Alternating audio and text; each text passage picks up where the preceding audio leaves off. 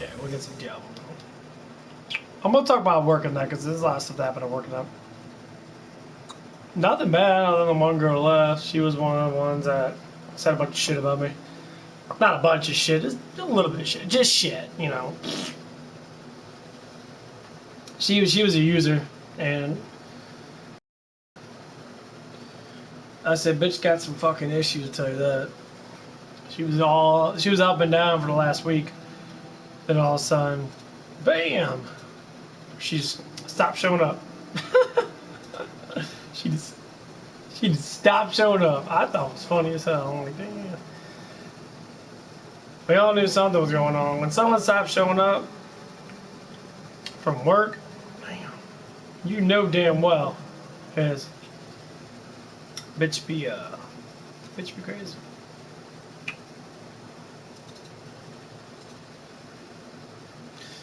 Bitch be crazy.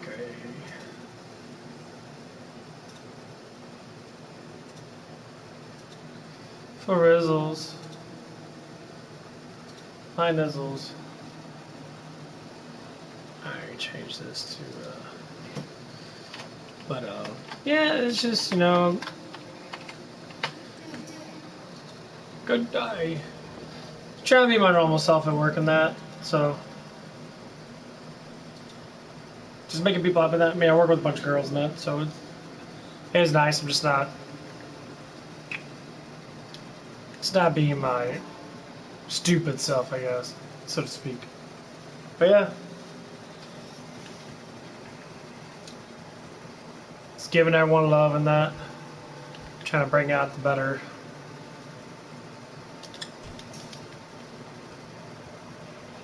Here, bitch.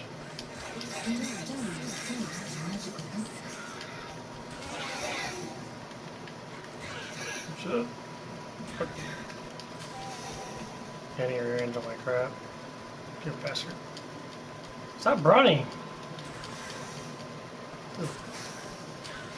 Haha.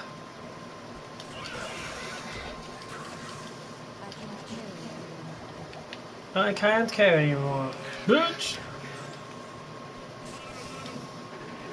But yeah, it's been pretty good. Everyone's pretty relaxed in that. I'm just trying to get into the relaxed thing, which is really, really good though. Because, hi.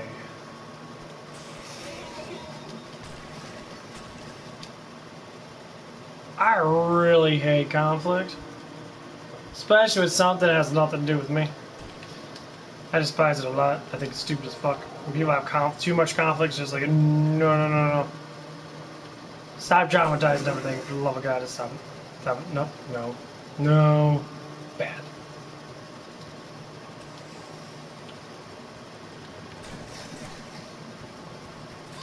Yeah, I just don't like drama. Unless it's good drama. Unless it's drama about stuff that actually does make sense. Other than that, I really fucking hate that shit.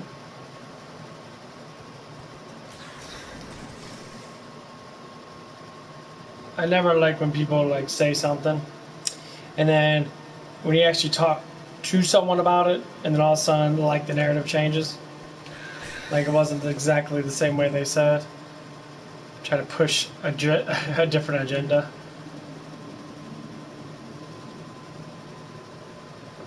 I don't get it at all. I hate it. I just don't.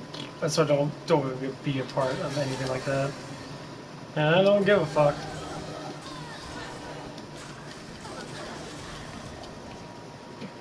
I'm gonna go back to jab, honestly.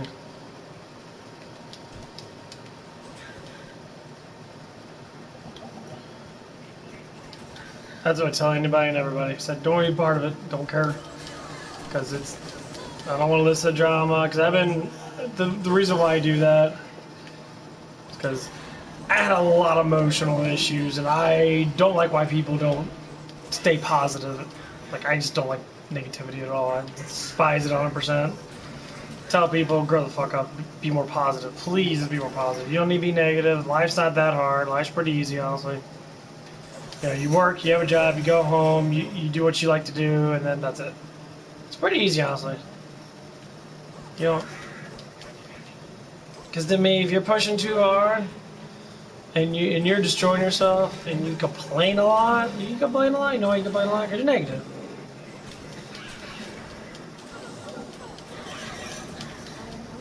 That's what negative people do. They complain. They complain a lot. And it's not in a good way, though. Like, complaining, like, talking about, having a conversation about something is fine. But overstepping the conversation by being a complainer is not fine. That's stupid. That's just like, why?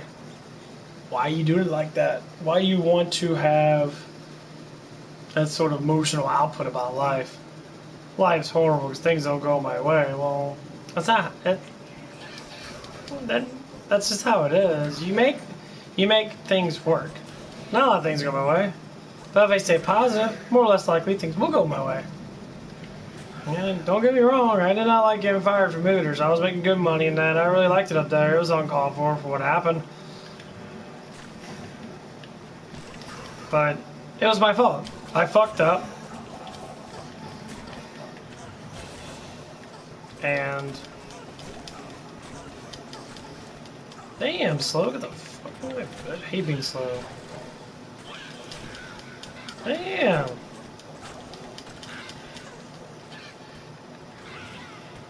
You slow is horrible. Look at that shit. How slow you are when you're slow. Still frozen. Dude, it's bad. Dude, you dropped by like 90% speed. That's ridiculous. Anyway.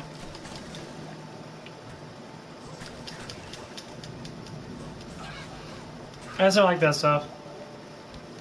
I remember when people talk to me about stuff like that, I'm just like,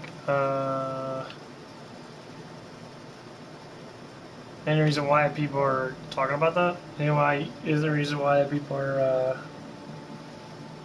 saying stuff like that? Promoting stuff like that? Destroying stuff like that? I mean, to me, it's just stupid. I don't like it. Never did like it, and I will never like it. I think it's dumb.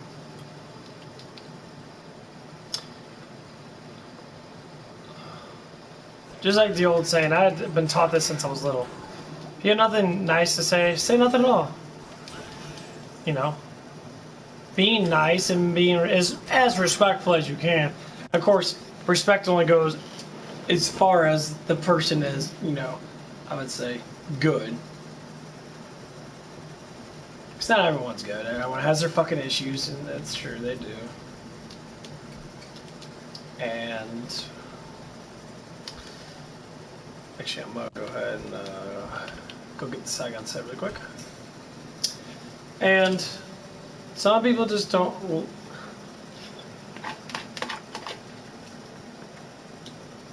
I don't think it's some people. I think it's. Did you educate yourself about it? Like with me, I've grown a lot, no doubt.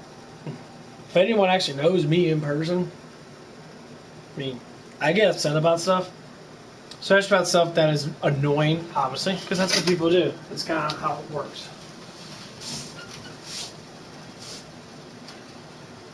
Okay, so we should make the door shut. I can have my conversations as private as possible with my viewers, because you know this stuff is very important to me. No, change here. Who has it?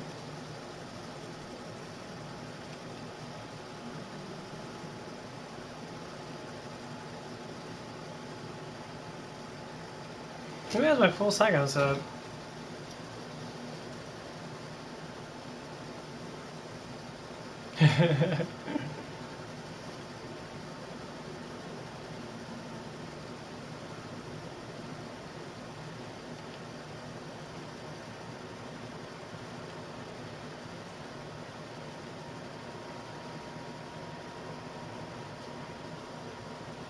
I guess she should have everything. Well, anyway, yeah. I mean, I still got bad habits, you know. I still do get frustrated, man. I'm not saying I'm not going to get angry or annoyed over something. You know, the chemical compounds in your brain always seem to happen when you're dehydrated, not well nourished, and stuff like that. So, stay hydrated, guys, because especially if you're talking a lot and you're broadcasting a lot.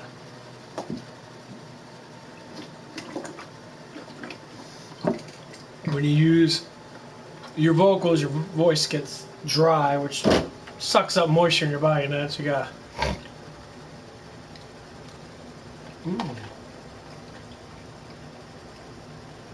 Gotta drink water.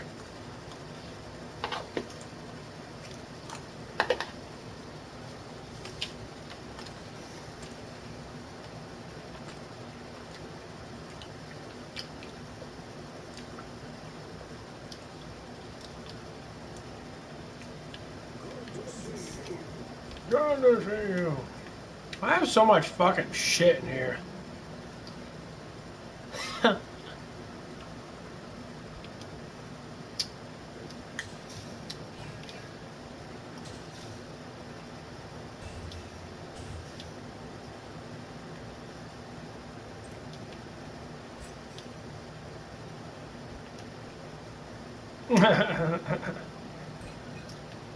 How is that? I have so much crap in here.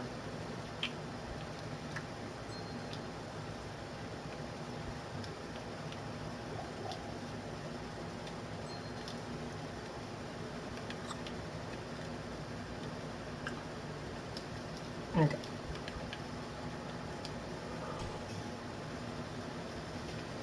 Yeah, that share box is fucking amazing. I do love it a lot. But yeah, I just don't like that stuff anymore.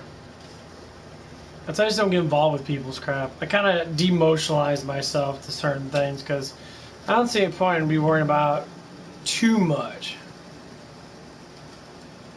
of other people's stuff.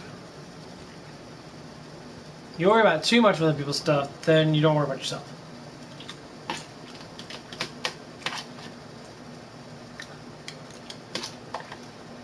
Right. Here's how it really goes down. Truth talking here. We're a truth talk here.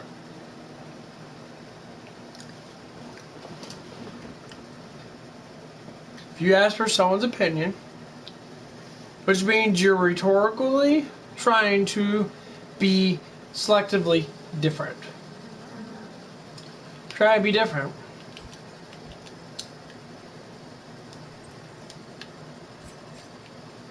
Which means you don't want to be the same as everybody else. You want to try to be different.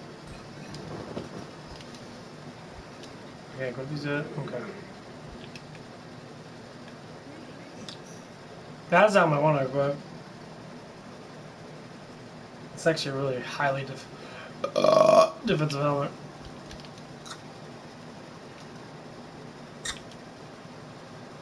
There's our javelins. I wish they were ethereal. But they're still really strong in general.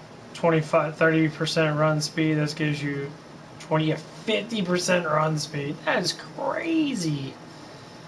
That is insane run speed. I mean, I wish it was 200% because these would be really strong. But skill-wise, that's all I need is skills because I'm skill-based. So the actual normal damage doesn't need a pile of fucking decks. But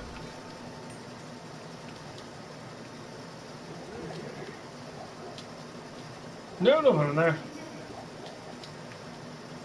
But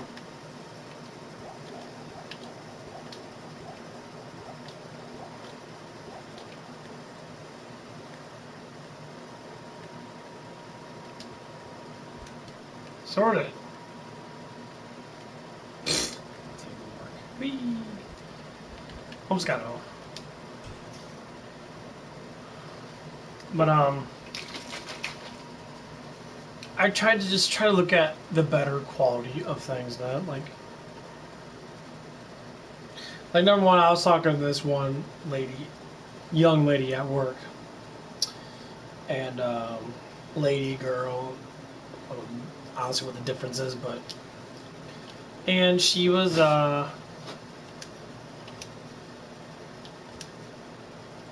she's like, money doesn't mean anything. I said, money means absolutely everything. So when people think it's rhetorical to think that money doesn't mean anything, to me, money's not emotionally everything, no.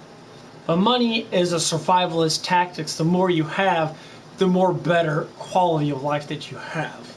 Based upon how much money you have, not more or less that you make. Because people make a lot of money and they end up having absolutely nothing, or they end up spending too much on crap they don't need. So, I know lots of people that have been saving up money forever, and they have hundreds of thousands of dollars, they have millions of dollars, and they don't care. You know, they look at life, it's like, I do whatever I want to do, that's it. And now when I say, more power to you.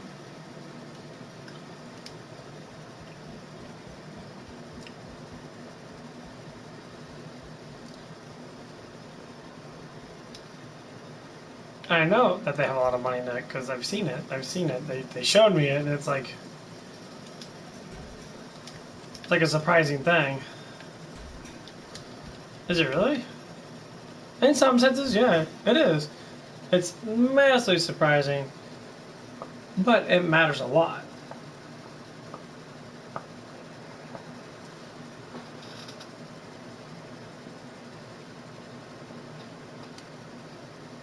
It's the reason why growing is so difficult sometimes.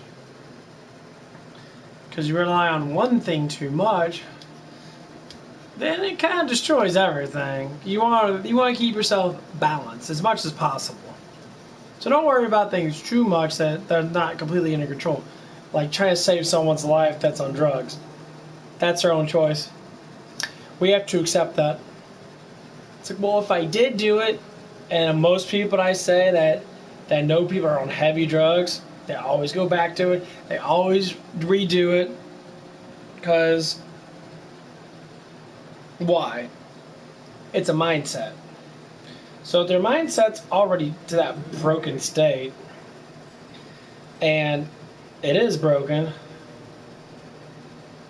how the hell are you supposed to fix it that's broken? How are you supposed to mend something? And some people literally cry about it. Like, well, no. Oh man, she looks tight as fuck. Look at that. Oh, shiny.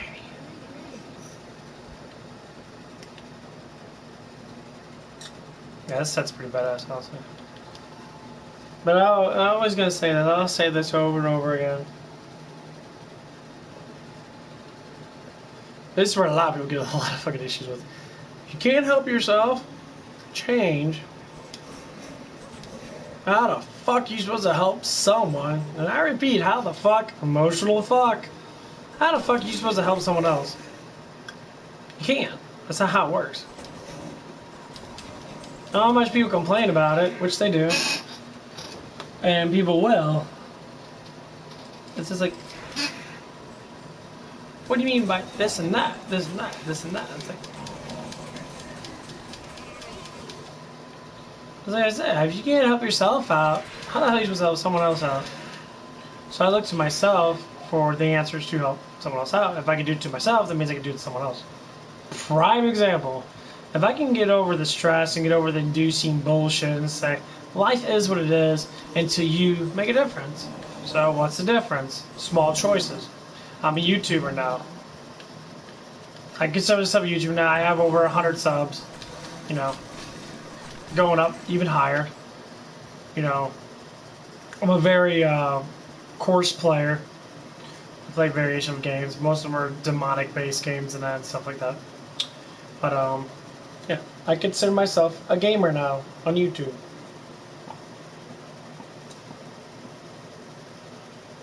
Do I get millions of views? No. Do I give a shit? No. Would I want to give a shit later?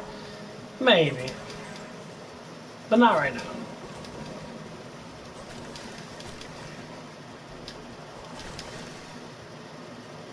Because to me, that's too much worry. I'm not at my 205. I didn't think I was even going to get up to 100. It took me so long to get up to 100. 205 was just, you know, one of the things. But in the back of my mind, I'm always thinking, like, there's some people out there that get up to, like, what do they say? Millions? Millions in, like, months and, like, years or whatever. Blah, blah, blah. Most people don't even get up that high. Because when you're doing a genre, like myself, I'm doing a genre. I'm a just talks guy. I like to talk about, you know, emotional output. I like to talk about, you know, try to strategize my life to be better at someone else's life to be better.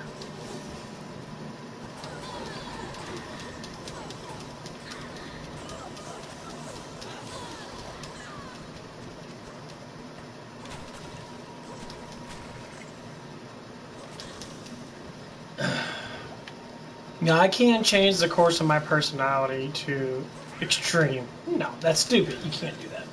But you can change the quality of how you think about things. Your personality is what you're excited about, what you like, genetically what you like, what you see, what you like touch, hear. So, you know, your senses that, you know, like say what kind of girls do you like, what kind of guys do you like, what kind of dogs or pets do you like? You know, them are all the things you look. What kind of color do you like? Everyone's different. You know, I got variation of colors I like.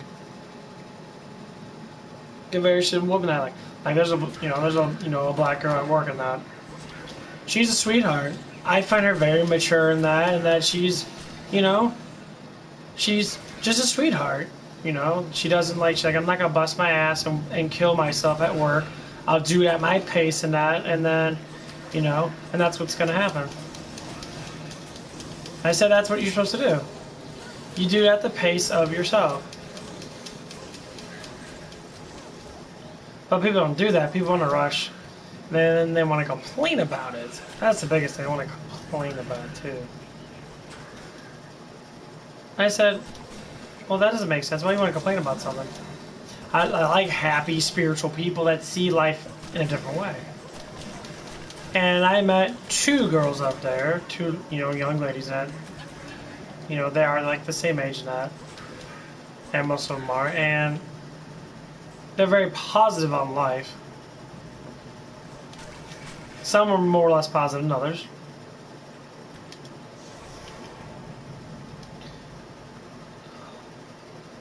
But I see, you know, one is cool as hell. She's a white girl. One's a black girl, one's a white girl. Super cool. Super fun to talk to.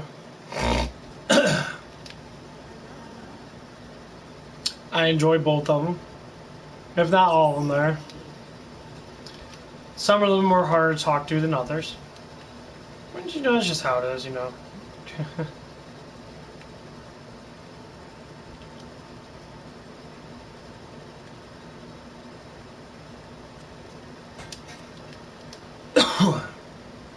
Not enough fucking money. Good day.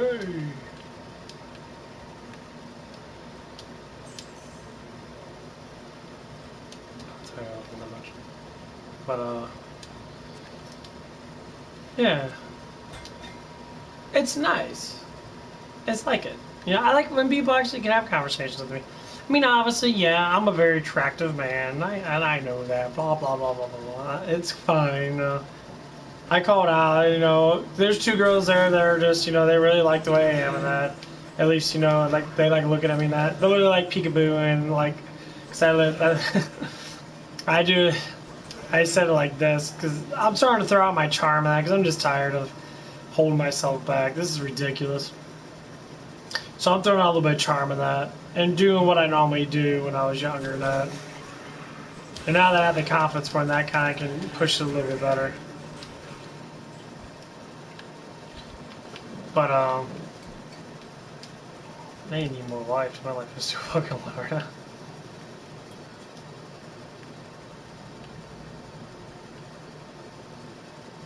It's hard to pull things really good. And this is lightning.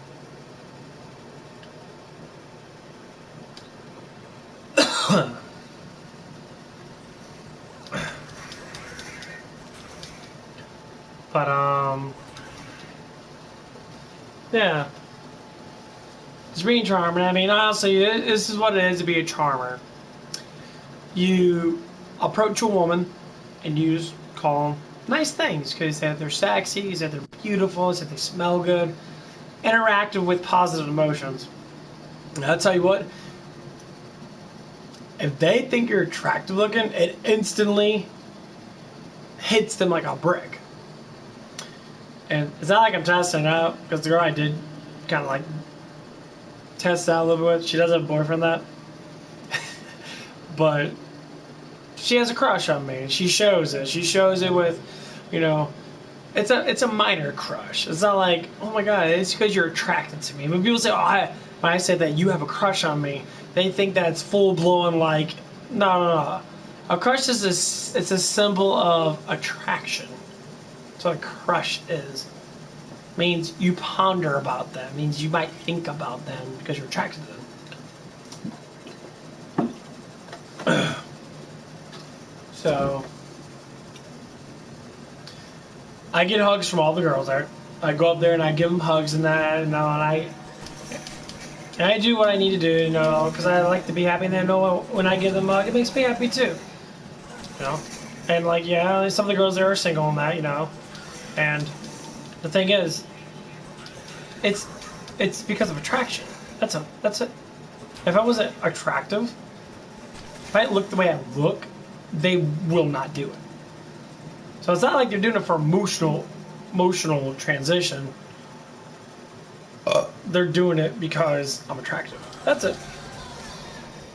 They find something that is nice, and they're like, "Oh, that's awesome! I didn't know he was so charming, so sweet." No, I am.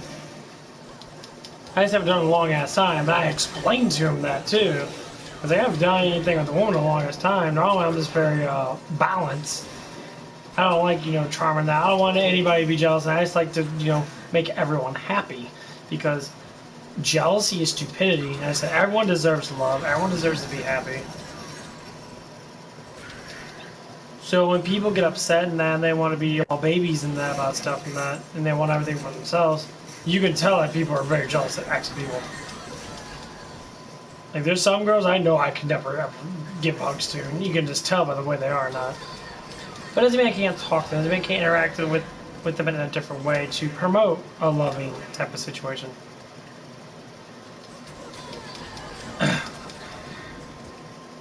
Because when you give love and someone takes it, guess what happens? You receive love. That's how love works. That's how emotional transactions work.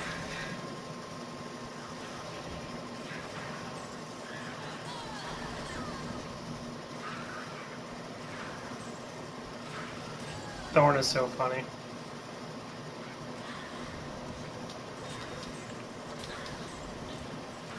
That's why Thorn is actually really good. Just run through. Obviously, at the end, you have to have like an enormous amount of thorns.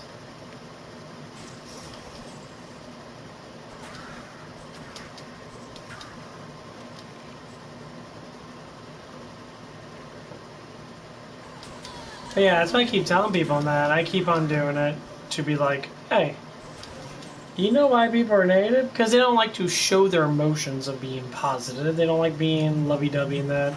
They think it's men, especially men. That's not for men, that's for girls. I'm like, so if you want to get that pussy, you can be lovey-dovey, right? Well, yeah, because I'm having sex. They'd be lovey-dovey anyway. Duh. Do you really think the most powerfulest men in this world don't show love? Actual power. Not talking about Arnold or all these guys you think are men because they're bodybuilders. They show love. Well, Arnold's kind of a piece of shit, but you know, a lot of people are calling him out. Arnold's kind of a piece of shit, you know. People say, oh, he's such a good person to work with. Yeah, I'm not saying he was a bad person all the way. No. His agenda right now, he's definitely a fucking piece of shit.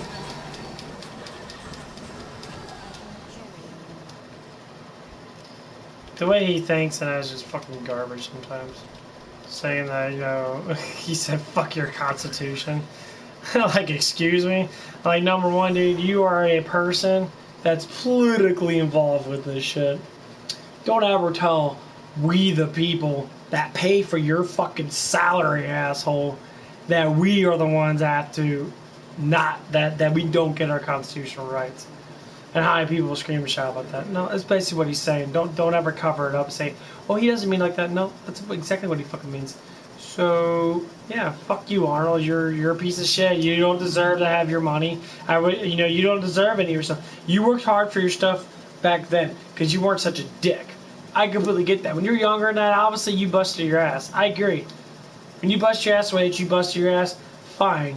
But right now, do you really want to lose what you have gained throughout the last, 40 years of your life because you're being a dick now? Why don't you follow your own damn fucking rules, motherfucker? Your own 6 rules of engagement, 6 rules of life.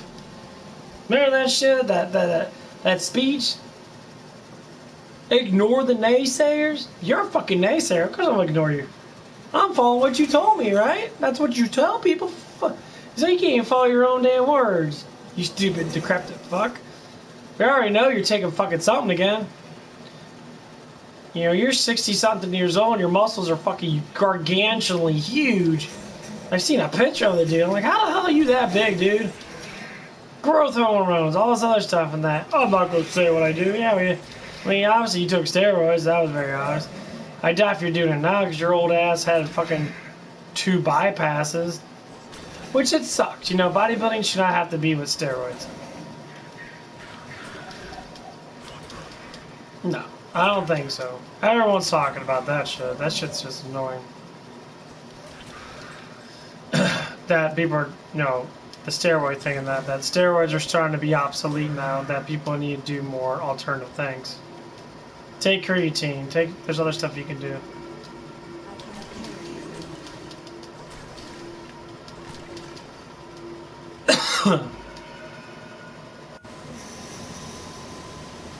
That's what I do. I mean, I don't work out nearly as heavy as everybody else. And I agree, I don't. Because I need to do some stuff today, actually.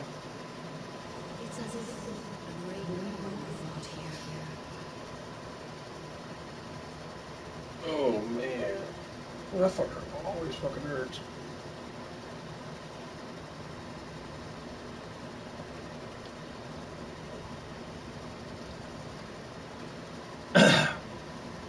But yeah, you know, just like what I was saying, here's my thing. Here's the rules of engagement. Be positive. Do the job to the best of your ability.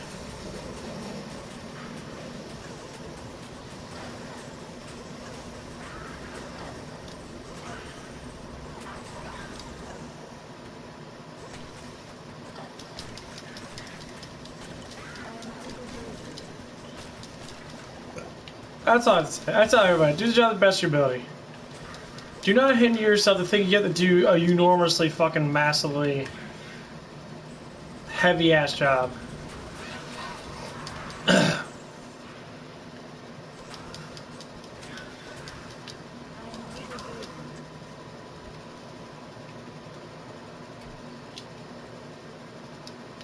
Because when it comes down to it, you're just gonna hurt yourself.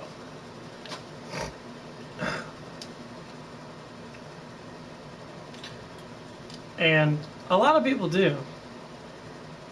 A lot of people hurt themselves. You know, they try to perform in a way that they can't perform.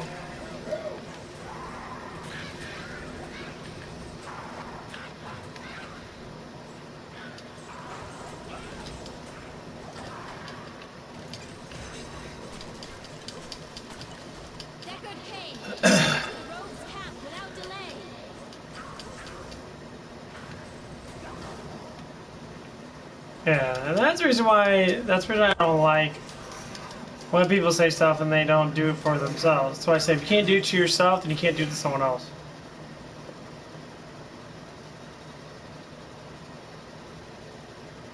Now I'll keep on saying that. You'd be surprised.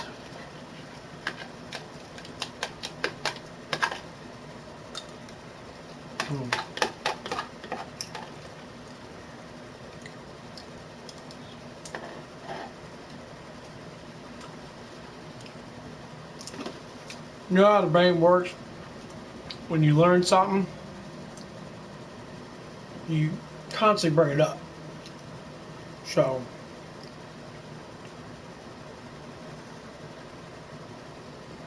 constantly bring up. Be positive. Don't look at life as a one-mind track. Do is you let life flow. I say you let life flow like a river. Let it flow. Because at the end of your flow,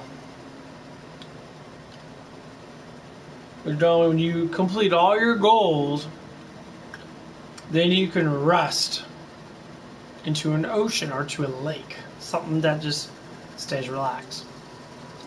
And then you just have all your accomplishments.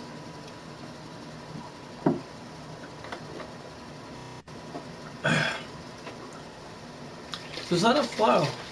I mean, or you just go from like a raging river to a little stream. Just let it flow softly. No stream just big enough to where your mind can collect little bits here and there. Like when you're a little kid, you're more like a river. You know, you're a big, huge river. You're flowing down there fast about. You learn everything. You're picking up all the ingredients. All the ingredients of life. But as you get older and you get more smarter, your river kind of dens.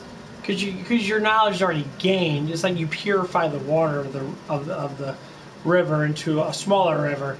And all of a sudden, the purification's like your consciousness. You get smarter, so you're more thought gets put into things.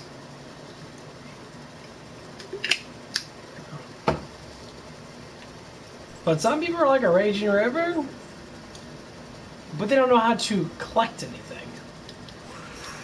It's like an animal not knowing how to hunt for food. It's scary. Honestly, it's very fucking stupid, but that's how it is.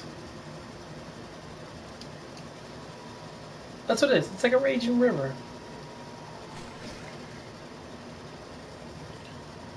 So, are you going to be a continuously non-collector, or are you going to want to be a little stream or a little river and you're going to be a collector? Collect knowledge. Build up. Gain a structure. There's all kinds of acronyms or, you know, spiritual sayings you can say. It's like build a wall. Build a wall. Make it sturdy. Fill in the cracks. Push yourself to new heights. Don't hinder yourself. Always have something to look forward to. And something that's in your grasp. That's a big thing. Something's in your grasp. Know what's in my grasp? YouTube. Get monetized. The more I stream, the more closer I get to monetization. The more or less likely I can preach and help people to gain better knowledge. Because that's the number one biggest thing.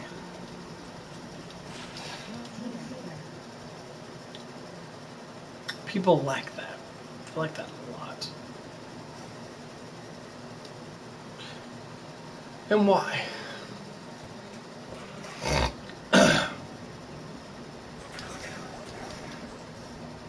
Well, you can ask yourself that. There's all my questions. There's like, okay, there's like certain questions you ask yourself. It's like when you go to work and that. I see a lot of people are like, they're scared of work because they're like, they care about what people think about them. They're self-conscious. I said, what are you self-conscious about? Self-conscious means you want to change something because you think that you're not good enough. What do you mean? I see a lot of like, for some reason I see a lot of people that are overweight.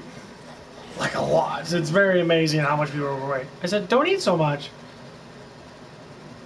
Eat more protein. That's the biggest thing. That's the biggest thing I see, especially a lot of women now. A lot of women don't eat protein. They do eat protein. You can tell by their bodies and that how they eat and that and stuff. And that's why you eat protein. Because proteins are amino acids are building blocks of you, of who you are. Basic biology, you learn this in like 6th grade. The building blocks of life is aminos. Some things you learn you should keep because it makes sense. And you ask yourself, well, how much should I eat? Well, you eat your lean body mass and protein. So if my lean body mass is like, you know, say 170, I'd say about 170. Throughout the whole entire day, as long as you eat about 170 to 180, then my body should, throughout the whole entire day, so it's like 30-40 grams with every meal. And of course I drink aminos and that, because I need to get some more. Actually, I've been drinking the shit out of those. I drink it with like every fucking meal. Your body will continuously want to grow. Biggest thing is, when you're working, you'd be surprised how much muscle mass you actually gain from working. When you're constantly doing something that's tedious, your hand hurts or your legs hurt because your muscles are hurting. If you don't consume enough food, you're more or less likely not going to what? Grow. I need to get that thing on my neck. And you won't grow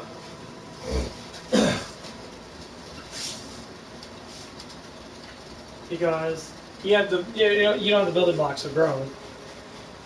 You have to have the building blocks of growing. Growth is, well, you can't grow unless you build your wall. If your wall is a structure of amino acids, like your muscles are, and you're not filling that gap up, you're building up cracks. And eventually your wall starts to get smaller. It's called deterioration of muscle. That happens a lot with some guy. It happens with me. You know, because I never like eating protein. I do. Thing is, you know, I have a sweet tooth. You know, I've always been kind of like that. And a lot of times I don't eat a lot of sugary foods. I actually stop eating them right now because I'm just like, fuck it. So I do things like carbs, and I eat more noodles, eat more like stuff like that. One of the biggest things I love is drinking milk. So like if milk is like one of my main processes of building protein in that, and it's one of the main process of getting calories in my diet, I'll do it. I drink 2 quarts of milk. It's 64 grams of protein. You know, it's 160, I think it's 168 grams of like carbs and sugar. But it's not a lot, because carbs and sugars, you need all that anyway. That's not a lot. And of course you got the fat, which is, it's 5 grams of fat per thing. It's like 40 grams of fat. People are like, oh, 40 grams of fat. So, dude, you can eat a McDonald's French fry and get 40 grams of fat. Shut the fuck up, you moron. Some people are stupid. You can drink, you ever want to drink soda? You know why you're fat? Because you drink fucking soda. I tell people all the time, stop drinking soda. Well, that person's skinny. You know why that person's skinny? Yeah, they have no mass on them. They have very little muscle mass. You can sip on soda, that's fine if you choose to, but get soda out of your diet. I've been telling everybody that. I don't drink soda at all. Like, soda's completely cut out of my diet. I just don't drink it. I just don't care. I'd rather drink, like aminos. They taste fucking great. They taste like apples and that. You start protein drinks that taste really good. You know, pre-workouts and that.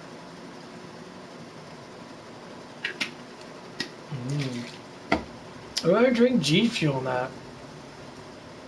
I mean, you drink Coke, it all has caffeine in it. You're drinking pretty much caffeine anyway. I try to teach people that, and they're like dumbfounded by it. I say, here's what it is.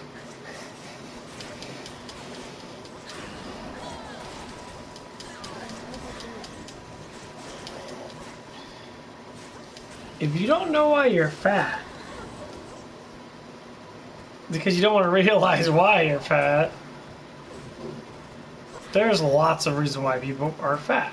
Inactiveness, too much depression medication, that's the biggest one. Antidepressants make you fat as fuck. There's a reason why it makes you fat. It's just something in there that produces you to be fat, and you end up having like heart attacks and shit.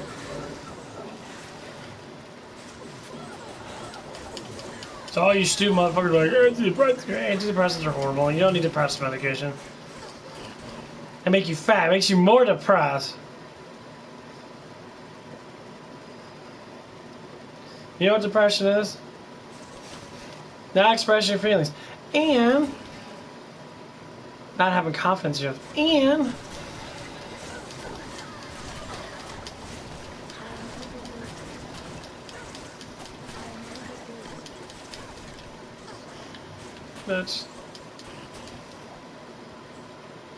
And it's just that you're just not a positive person, so you easily get distracted, you easily get upset.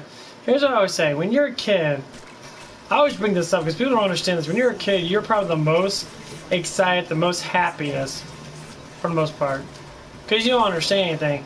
Your emotions haven't peaked yet because, you know, you haven't been through puberty or all that stuff like that. So you haven't really peaked that much. Damn, that bitch just ran through like crazy.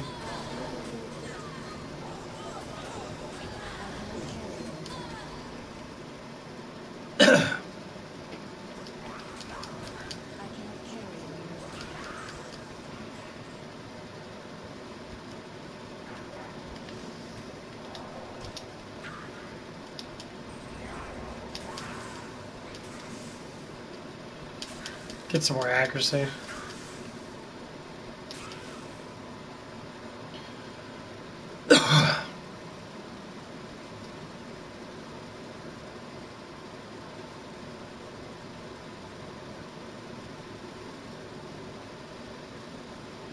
Oh, that fucker's gonna hurt so bad. I can feel it pulling.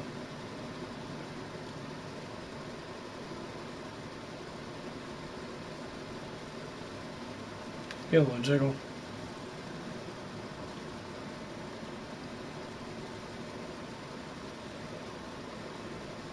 Oh god, that fucker hurts so bad.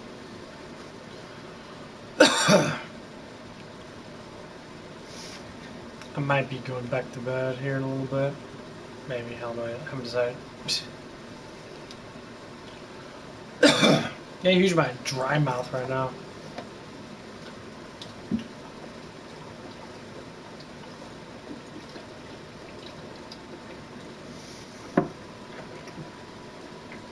Ugh.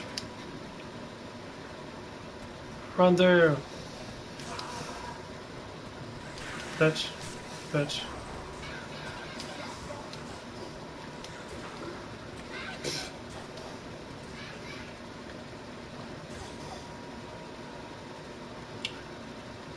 Yeah, not gonna fish AP workout unless I've just been sipping on it honestly.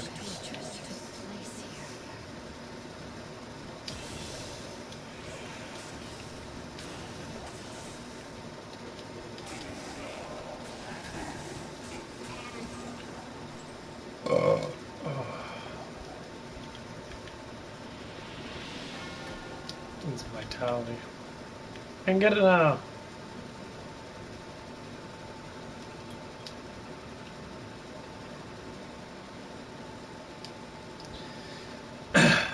Yay! Oh fuck yeah, it looks so cool. Oh, it's one person? Really? Oh, I thought it went through people. That's stupid. Whatever. It's still fun to use.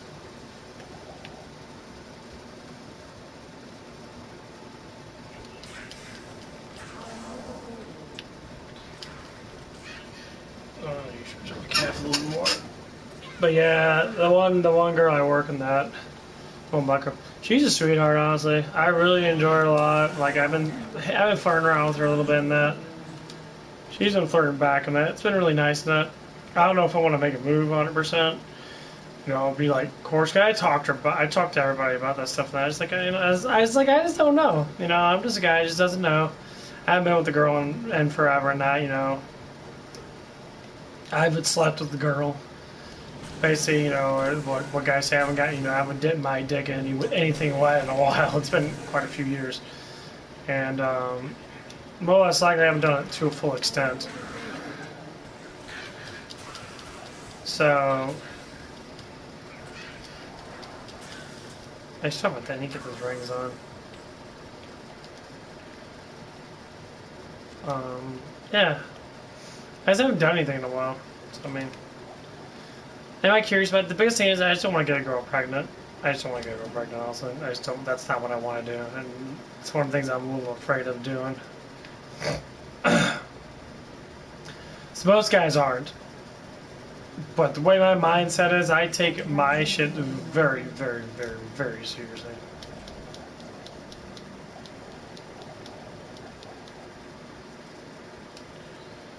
Because my life means a lot, and I'm not ready to have a fucking damn kid. Not even close. It's going to take me another about 10 years or so for me to even get close to that.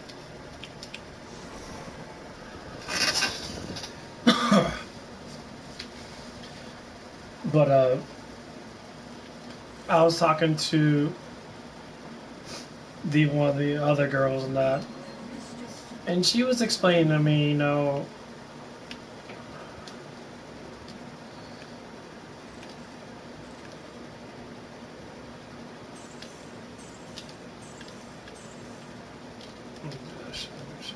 trouble before.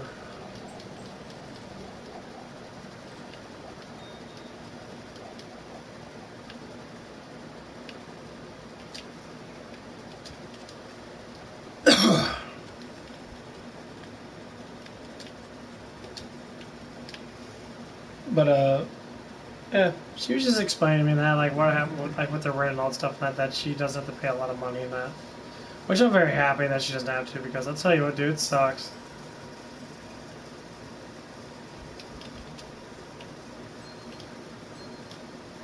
Well, his range would make me 4 of damage reduction is massive. For right now, tower shield, definitely. Gives me 7 more, so I have 13. And I have 11 damage reduction.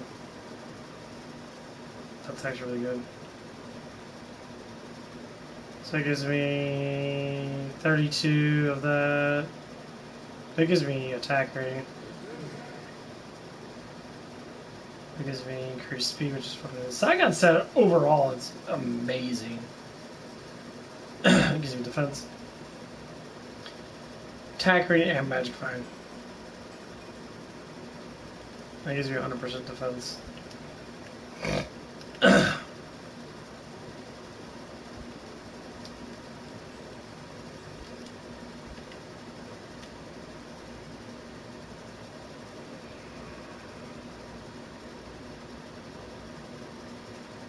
Yeah, it's just that damage reduction. You use 7 of damage reduction, which is actually extremely good. Like, really good.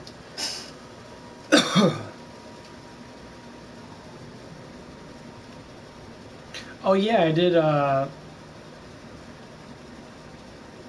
get one, and I did get by another movie in that I actually really enjoy. I watched it multiple times already, called Enter the Zohan. That is an awesome movie. It's with Adam Sandler. He's like a super military Israelite or whatever it is. Super cool. Super cool movie. Really funny. I enjoyed it a lot. It's just really funny and kind of like. Adam Sandler, you know, some of his movies are stupid. I mean, yeah, he's a movie creator. He's someone that has a lot of money, and he wants to just movie creating shit, you know, evidently. So I guess I don't know how his background is, if his parents had money and that they passed on to him, or he kind of did it himself, you know.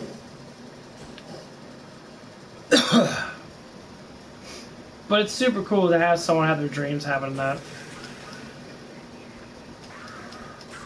And the funny thing is, he had the Fonz. He had the Fonz on almost all of his stuff. Like, Fonz has always been in a lot of, like, scary movie-based stuff. And he did Happy Days in that. He's been, like, almost, like, all of this crap in that. He was in Scary Movie 3. You know, or Scary Movie 1. I think, yeah, Scary Movie 1 and 3.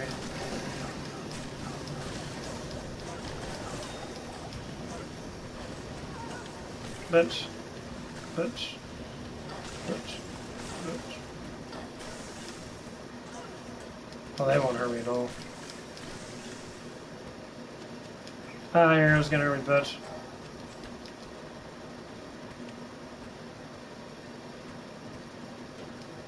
Yeah, they don't take more than 7 damage, so they won't be able to do shit towards me. Or 11. Or, yeah, 11.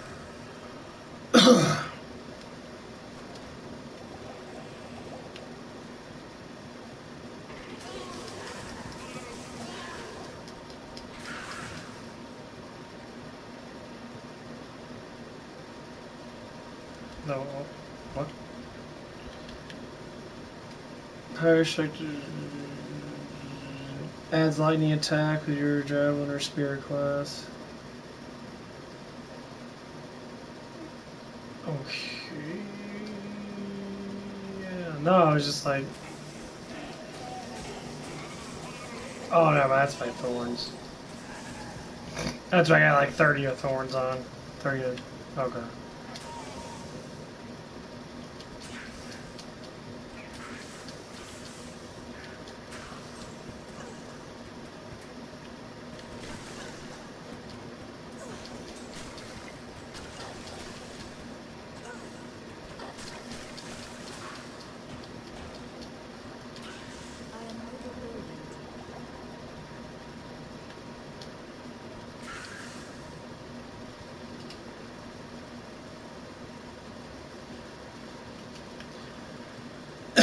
Yeah, it's a really good movie in that. If you guys haven't seen it, I suggest you watch the preview of it and that, see if you like it. I mean, I enjoyed it a lot.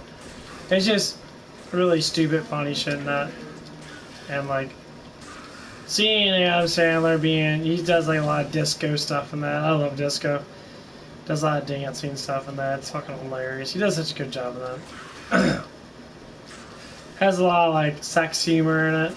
Doesn't have a lot of sex, like show like nudity in that. It shows his butt in that a lot. But he's in rather good shape for this role. You know, he looks like he worked out in that. I mean, he's not in ridiculous shape, but obviously no, he's not on steroids in that. Because, you know, just like Robert Patterson or whatever his name is, the guy playing on Twilight, the new Batman. He didn't do the whole thing like Ben Affleck in that. Ben Affleck literally did steroids in that. Dude got huge, like massively big. Because Batman, you know, Batman was a very highly trained individual. And he had enormous mass because he needed a lot of energy to be able to keep on moving.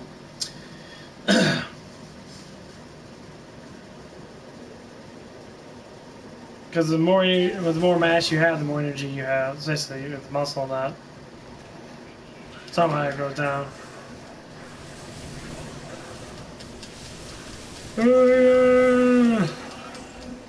I did.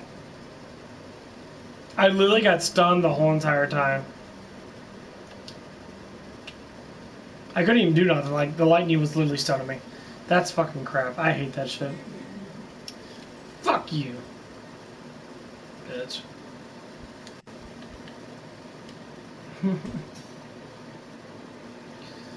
Saga says good, but yeah, I need more life. I put too much in the strength. My life has suffered.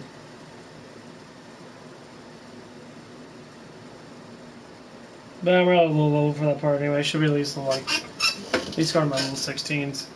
I'm only level 12.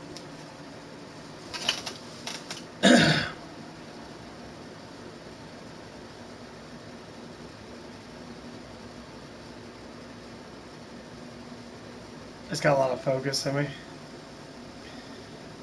But yeah, works doing really good in that. I'm really happy with that stuff. And that's what I was trying to do, kind of up at Hooters and that. But I couldn't be that like that and that. I tried to at first and that, but like some girls took a lot of defense to it and that, and the biggest problem is that I never was told who was the one that was really being aggressive towards me. I said, well, just don't talk like that at all. I'm like, excuse me? It's like, okay, well, how about you tell the girls to not talk like that at all? Oh, you can't do that, right? Because you're making it more all about the women, not. Okay, how about you have the woman cook their own food so they can actually make the full range of money that we give to them because we cook the food. It's like, well, they come in to see, yeah, but without the food, they can't see you. Without the food and stuff like that, no, they can't see you, right? So on the contrary, we get 10% of all tips. 10% of all the tips, put in a pile. So, shit, sometimes they'll make multiple $1,000s in tips throughout the whole entire day. And some of them alone make like $600-700. It's stupid as hell how much money they make. 10% of that, $60. That's nothing. You split it between the cooks. Whoever's working that, it's whoever's working on that shift. It's not someone that's in between the shifts, it's the main shifters. Because you can't do it between the shift, unless they want to. They wouldn't do that. Nah, never. Before it was a policy like that. You know, it was for busters and that. You know, some of them, they bust your tables and that, which we don't. I mean, I never bust their tables. I never got their bust their tables at all.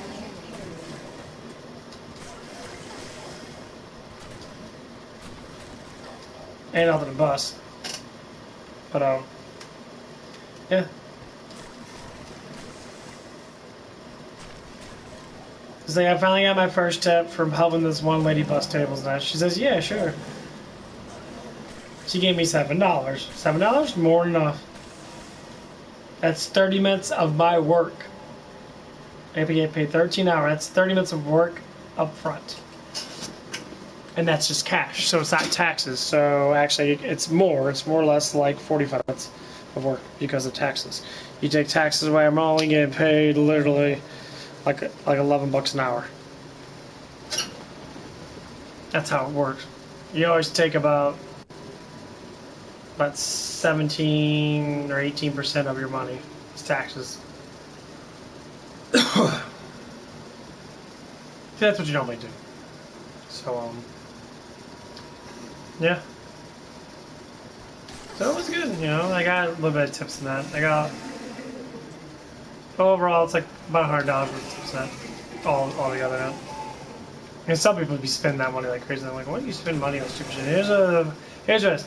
If it's coming out of someone's, if it's coming out of like materialistic like money, say like money all together, like dollar bills or coins and that, I try not to spend them.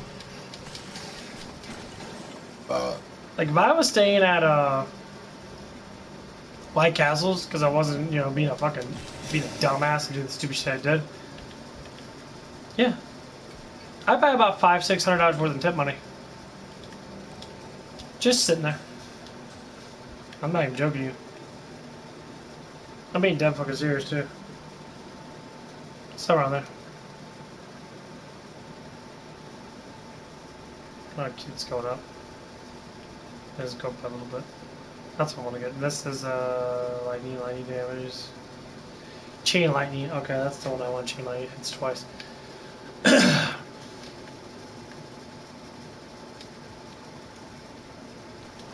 But yeah, it's pretty ridiculous. Actually, I made a lot of tips up there. Just some of those people, man. Some of them are like, you know, they did a lot of they drug deal with weed and that. They probably do their own weed and that. And man, sometimes they gotta give us like $20-30 for the tips and that each. Whoever's working there. No, it's only 2 people, man. It was amazing. But you know what people do? Spend it. It's like, oh, well, let's spend this. You already have your own money. It's like, well, let's spend this and spend that and spend this. I got stuff I want to buy. Like, what the fuck do you have to buy? I'm just dead fucking curious. What do you have to buy? I ask people that because that's the biggest like psychological thing to break of people. Mulligan was working that. We talk about the whole money thing. I said to her, she's a sweetheart. Don't get me wrong, but like the concept of what I'm trying to teach her, she's talking about like she's like, I have zero money in my bank account. I'm like, that's not good. You need money.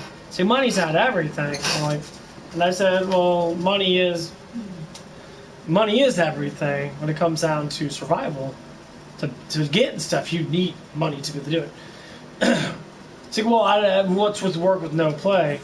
They always do that. So they always say that shit. I'm like, well, I said, well, no. It's like as long as you do your 40 hours a week or whatever you have to do, and you go home and then you play. That's fine. Yeah, I understand that. That's what I do too. You know. And you need money. Don't want to be broke. You're not broke right now because you live with a lot of people that help pay for things and yourself. You know, you buy your own crap and that. And they have a good thing going on, you know. They have 4 roommates, and they have really cheap rents because they live together. And they're thinking about getting that rents in a house together. That's perfect with 4 people. You can get a 3 or 4 bedroom house for about I mean, there's always other rooms in that. Like, you know, our room, we have a 3 bedroom house. This will be about $1,300 or so a month. And of course, you gotta include water and stuff like that, because everything normally goes into is water, gas, all that stuff. It's so cheap, and that you just include it in there anyway. Normally, all you have to pay for is electric, and then obviously the property tax and all that stuff is paid by the owner itself.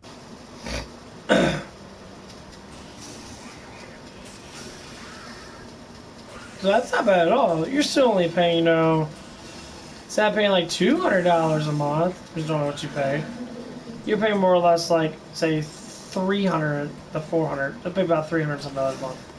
That's great. And of course, you got to count other expenses and that. You know, your internet and that. You can split your internet up. Or one person will pay for the internet, so they have to pay so much of the rent, you know, the main rent, but the other stuff. That's smart.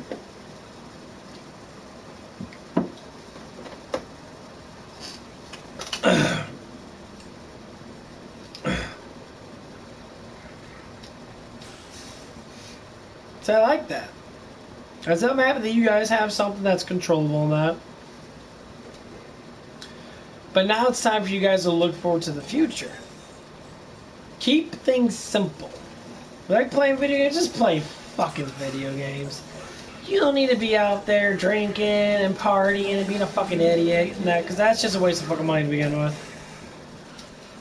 You know, it doesn't make you any cooler and that. No one's gonna like you any better because you're drunk off your fucking ass. That's stupid. If you want to have, you know, people love to drink. I'll tell you that. It's quite sad because drinking is good for recovery. It is to a certain extent. I'm not gonna lie.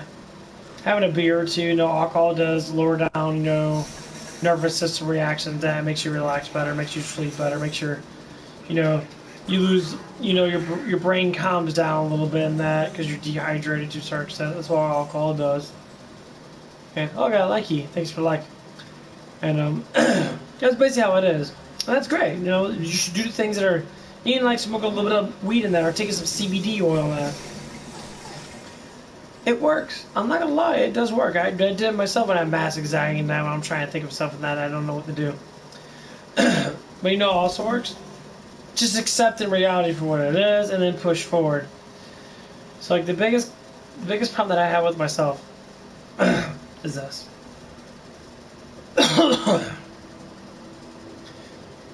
That I care too much about what people do. So I just care about what I'm doing. So I want people to care about me the same way I care about them. Okay, that's roughly what people do. Okay, that's cool. Whatever. Wow.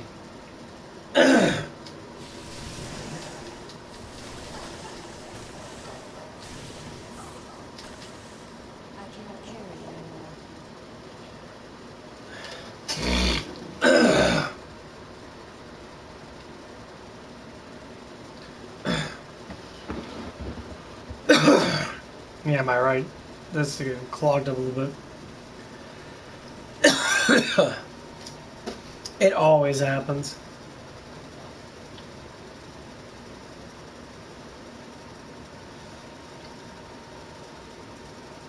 Try to stretch up my neck.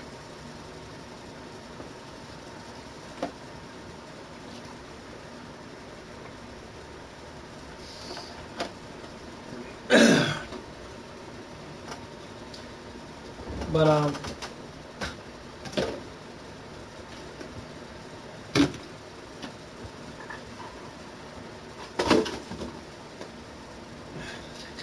Turk Builder, that stuff's really good. Actually helped out a lot. So my legs were fucking killing me now. I wasn't recovering like I wanted to.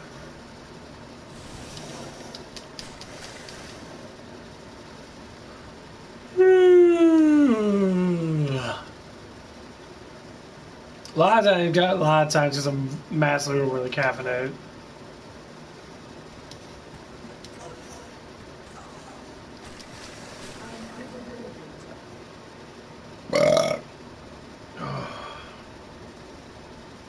Need some more Minos. I already went through those fucking Minos already.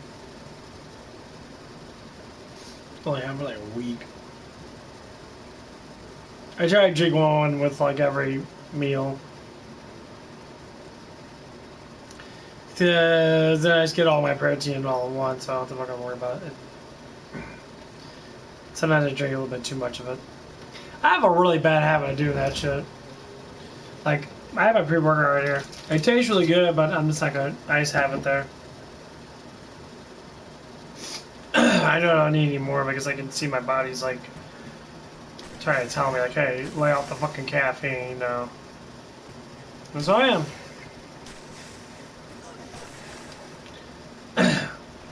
Drink more water and let me drink more water. My mind's really like rushing.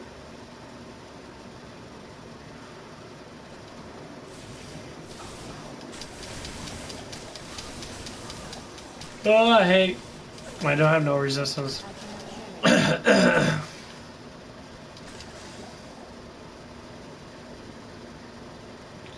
Yay! Yeah, I just want to get here, honestly. But, yeah, well, anyway, we're talking about the whole money thing and that, and one of the other girls, she's an older lady. We were talking about with her and that, says, don't be broke. Have money in your account.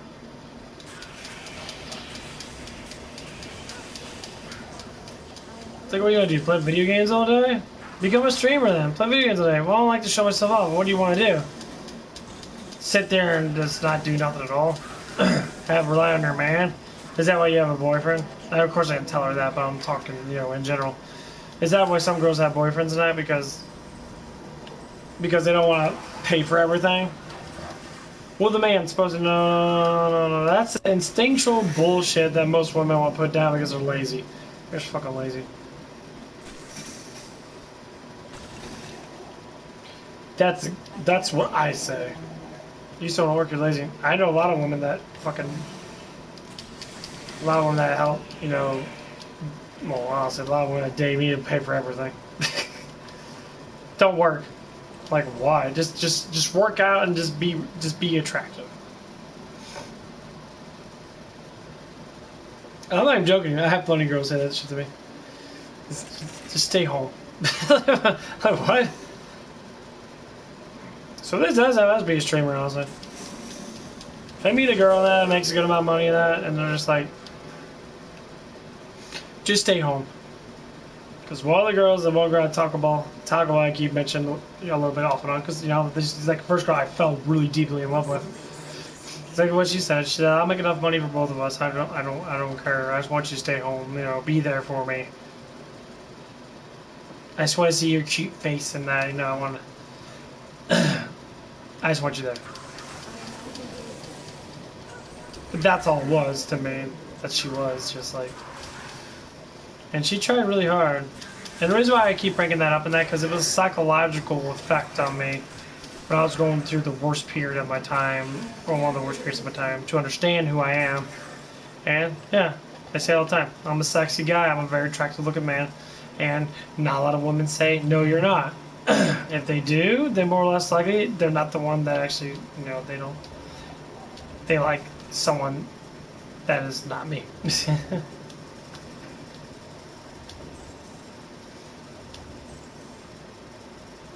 Okay, waypoint.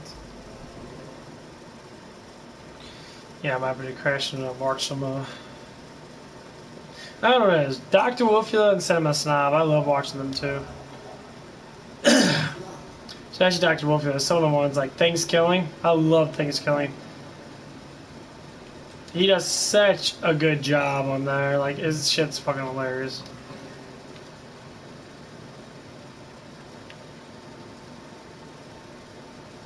His shield's growing pretty good too. He's at like 100 and like 20 some thousand or whatever. He deserves it. He has a huge Patreon though.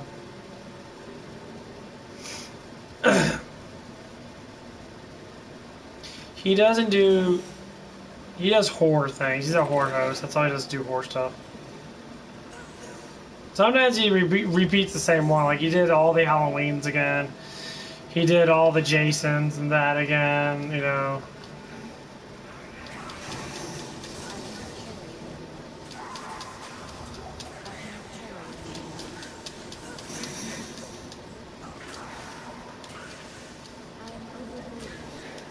Oh my god.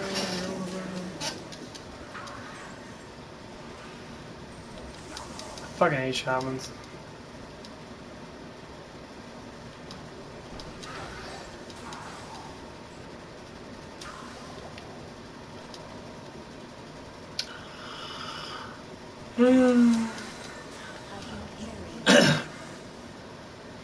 Yeah, I just got off work. I think I came home around about 11. I think I stayed up to about 12.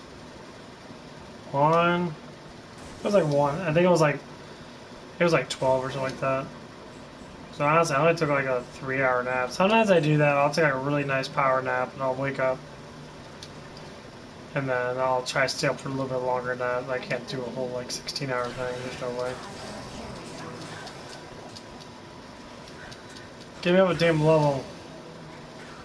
Nice. Yeah. Plague Javelin's actually good. Yeah, it's...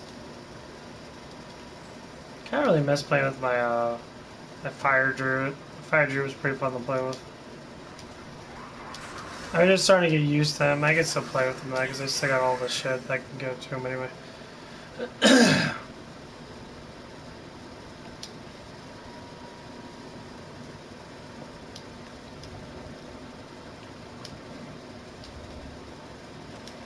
But yeah, basically what I'm trying to do is I'm just trying to just be my charming self at work and that, and I'm trying to pull people in for who I really am. And I explained to a lot of the girls there that I'm pretty much a woman version, which is basically saying I never, you know, fully went with a woman, never fully like have a girl like blow my nut on or, you know, blow my nut all over the place or come or whatever the fuck people want to say. Ejaculate, whatever.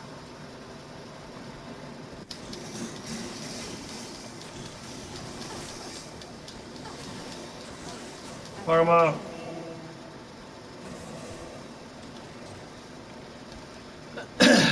Holy shit, what the hell?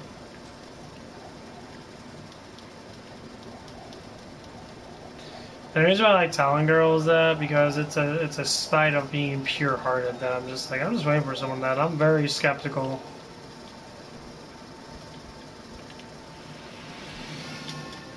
I'm not doing it with anyone.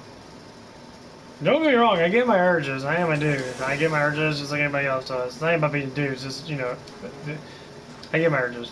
Just like that black girl I was talking to, that I get my urges with her. She's got huge boobs. She's got massively huge tits. And they look really fucking, they look quite nice, honestly. She's like, it's like one of those kind of like thicker girls and that. But she wears it nicely though. She's got big boobs, and they're quite thick, and they look good. The funny thing is, she's not really even that, like, fat. Like, she's just slightly pudgy, because she's a thicker woman, but she wears it really fucking well. And, like, one of the other girls I talked to that's the one girl I talk about the red thing and all that stuff, and that, I believe... Yeah, that's the first thing I told her. Super sweet. Like, we talk about, like, weight loss and all that stuff and that, and, like, I brought it up and that, and, like, here's what I tell people. If you want to change something, I always say you can always change how much muscle you have, and you always change how much fat that you have. That's the basics of change.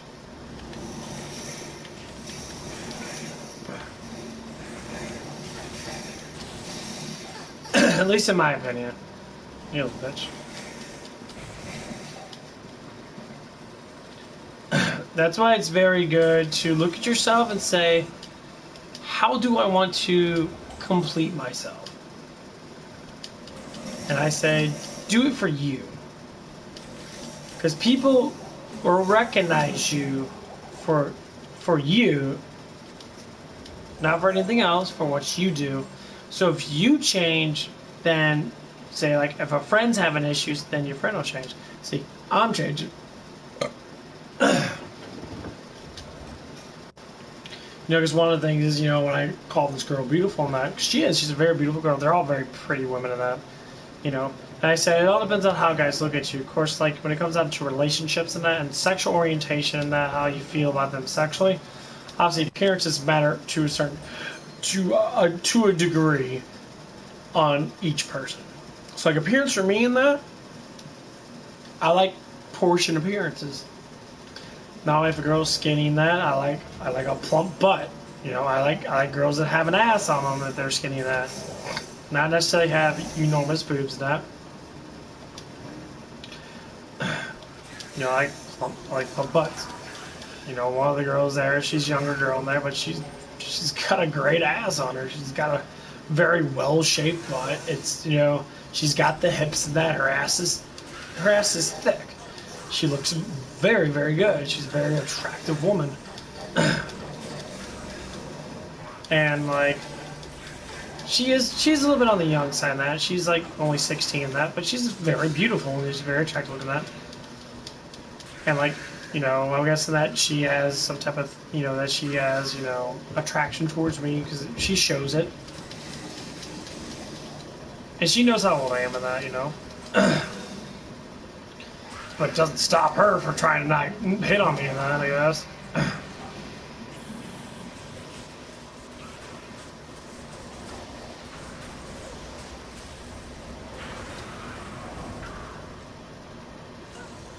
And I'm just sitting like, yeah, that's what you should be doing.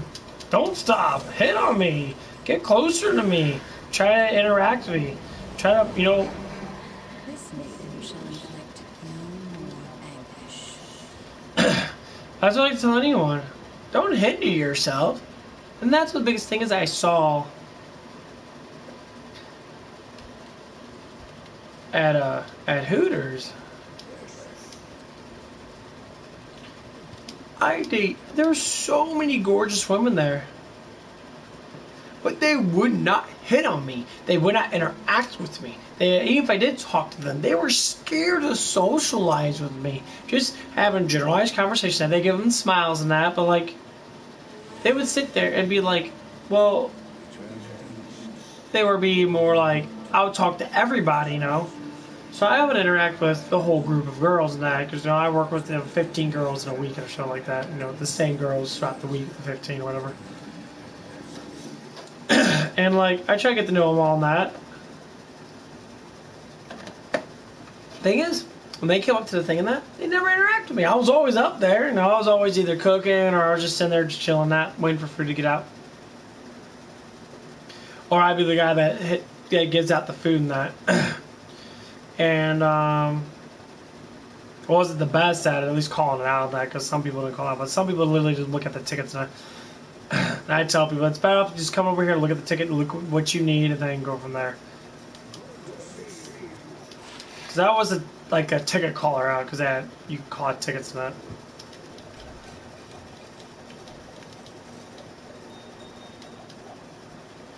that. And like, I think I need a new javelin now, I believe. I know my javelin is supposed to be here. 2 to 13. It says. Oh, it gives me increased stock. I do like increased stock. 75, 60, 129. Yeah, I'd rather take that 129 also. But yeah, it kind of like blew my mind that it's like, I know these girls are attracted to me, but they're not interacting with me, they're not talking to me, they're not trying to push. Like nothing. I'm kind of sitting there like, really? Like, why not?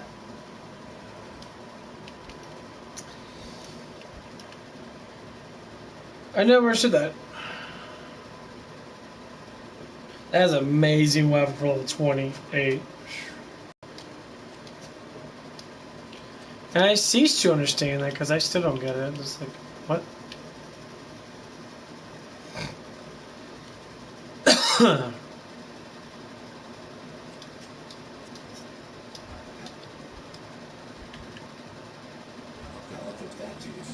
And people don't know how much that affects someone when you're sitting there and you're like, you know, you.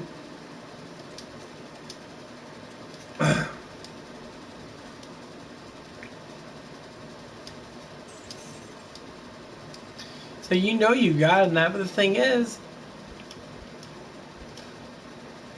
when I talk to girls and I'm like, I mean, obviously I'm extremely attracted to a couple of the girls that work on that, but some of them are just, you know, either one of them's too young. I can't like really interact with her like that because she's too young right now.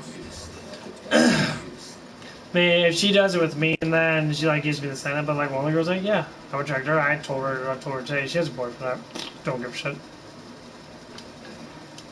But I told her, I was like, yeah, I always had a crush on you. You were just young. You know, you were like 17 or 16 when I first met you. It was like 4 years ago. I think she was like 17 or almost 18.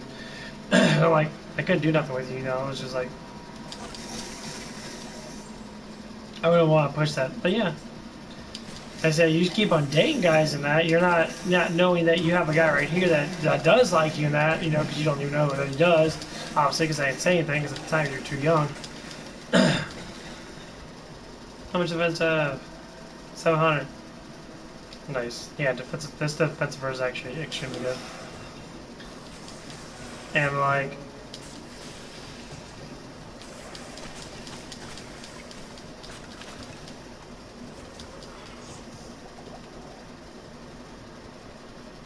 now that I told her that, she kind of blew her mind because, you know, she came into the door and that she came through the back door because it was locked and I opened it up and that. As soon as I saw her, I'm like, hey, sexy. I'm like, how you doing? That, da, da, da. And she was like, you know, walking past me and that. It's like, hug. She gave like a little bit of a hug and that, you know. Of course, it's not anything perverted in that. Any girl that thinks it's perverted, you're stupid. Shut up. You're a moron. I really don't care. It's showing sign of affection. Affection is great. It's great for the work environment too, because you're pushing everybody together. You know, you're well, women in that, you know, but even guys now, you know, give a high five or give it like, you know, a bro hug, like, you know, a pat on the back kind of thing. That's healthy.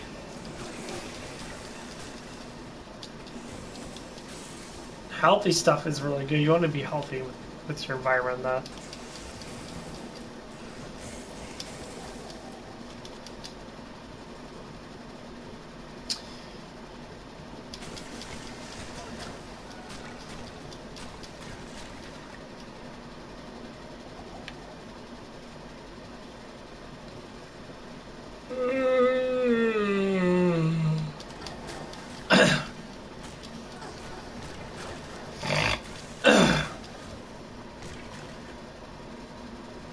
Oh yeah, he does way more damage than I do.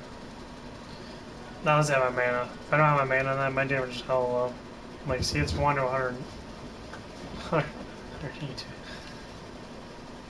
I don't like that, Upcharge bolt gets up more, minimum damage. That's how it is with lightning. The cool thing is, when you get the javelins only depend on, that's why you like the Titans.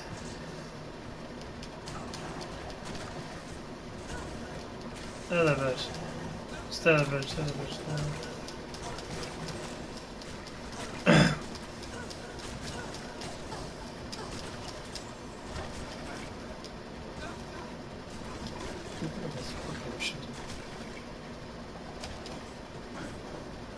Which, but there's another character I haven't made yet. I do like the lightning source because like charge bolt's fucking astounding. Like you can literally wipe out like everybody with charge bolt. Because charge bolt hits. That's why I like charge bolt on this character. Because you stab, each bolt that hits does damage. And the bolts can be massively powerful.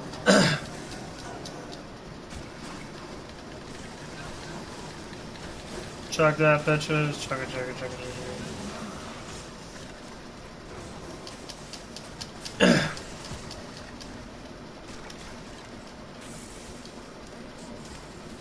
Hit him a little bit.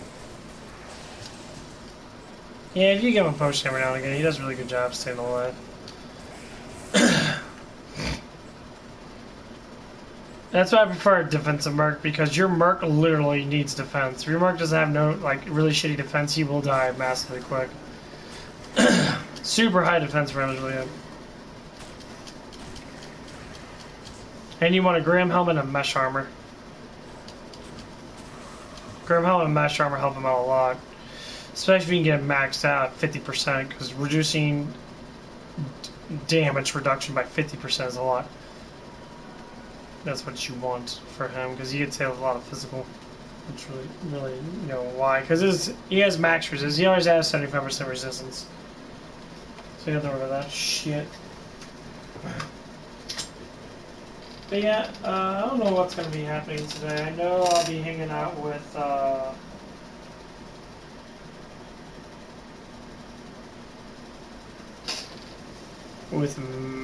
well, his name's Electrical Magic.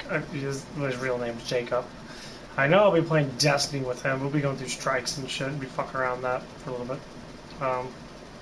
That's why I don't want to play Destiny right now, because I'll overexert myself. Just like with Anthem, that, you know, events we're playing Anthem at, I got rid of Anthem for Destiny for the time being, because I'm not playing Anthem right now, because I already beat it in that, and I'm just like kind of just like leveling off so I don't get bored of it. I really want to play the Shining, was it a reactional residence or whatever it is. It's a really good game, honestly. It's got really good drawings and it has very animation based.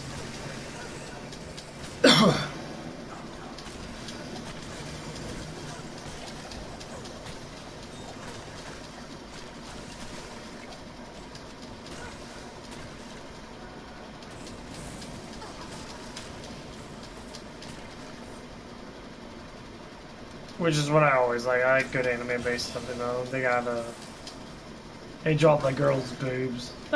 Somewhat okay. Like the movie scenes, or the movie scenes definitely, the boobs are drawn very, very well.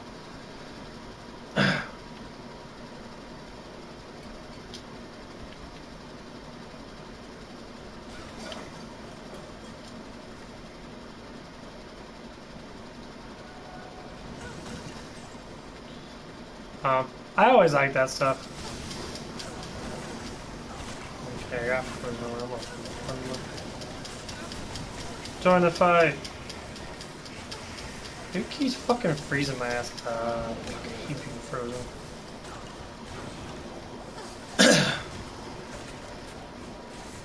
Kick his ass. Or stab it, whatever the fuck happens. Stop picking up everything, you dumb fucking bitch. Jesus Christ. Yeah, I'm gonna have to change that skill.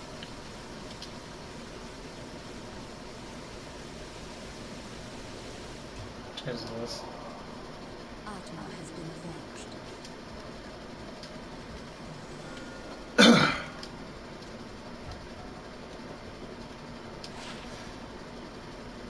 It's not too bad. It's about what he has.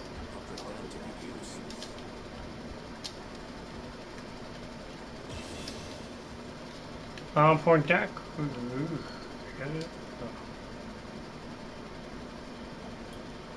I need to get that up though.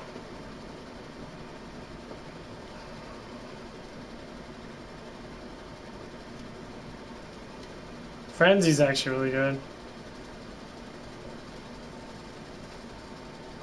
It's all adjusting targets. They don't even scrolls up the close.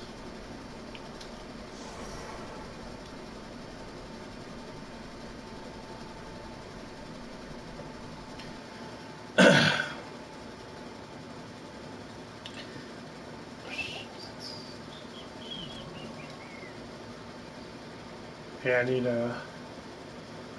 I think this next paycheck, it's gonna be 3 days from now. Yeah, 3 days, because it'll be on the 26th. I think there's 31 days in August. I think it's 31 days, so I'll get paid like the 2nd of September again. So yeah, I haven't paid my bill yet, because I have my electric bill and all that stuff that I pay. I haven't done that yet because I just got another job in that, so I'm trying to like look at the money in that my first paycheck, and then the second paycheck was kind of like rearranging the stuff that I get in that. So this third paycheck,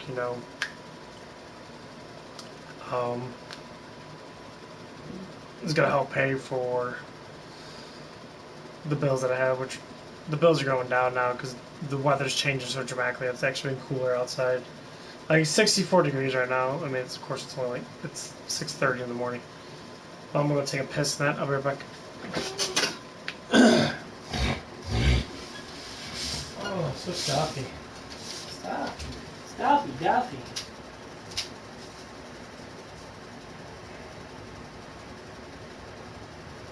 So much.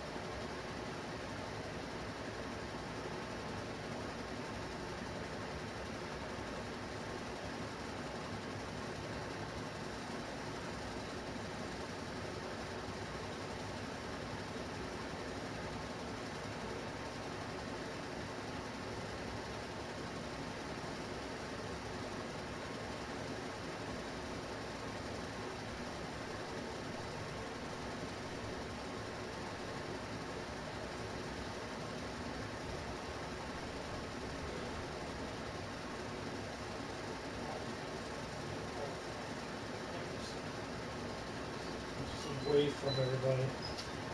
As soon as the door gets shut, it's really hard to hear anything, especially if sorry, I was just I was conversating with myself about the room that I'm in. My room's not part of the house, it's an extension of the house. So like I'm on the outside skirt of the foundry wall. The foundry wall is like right here in front of me. That's the garage, and I have my window right here, and I have all the doors over there on my left side.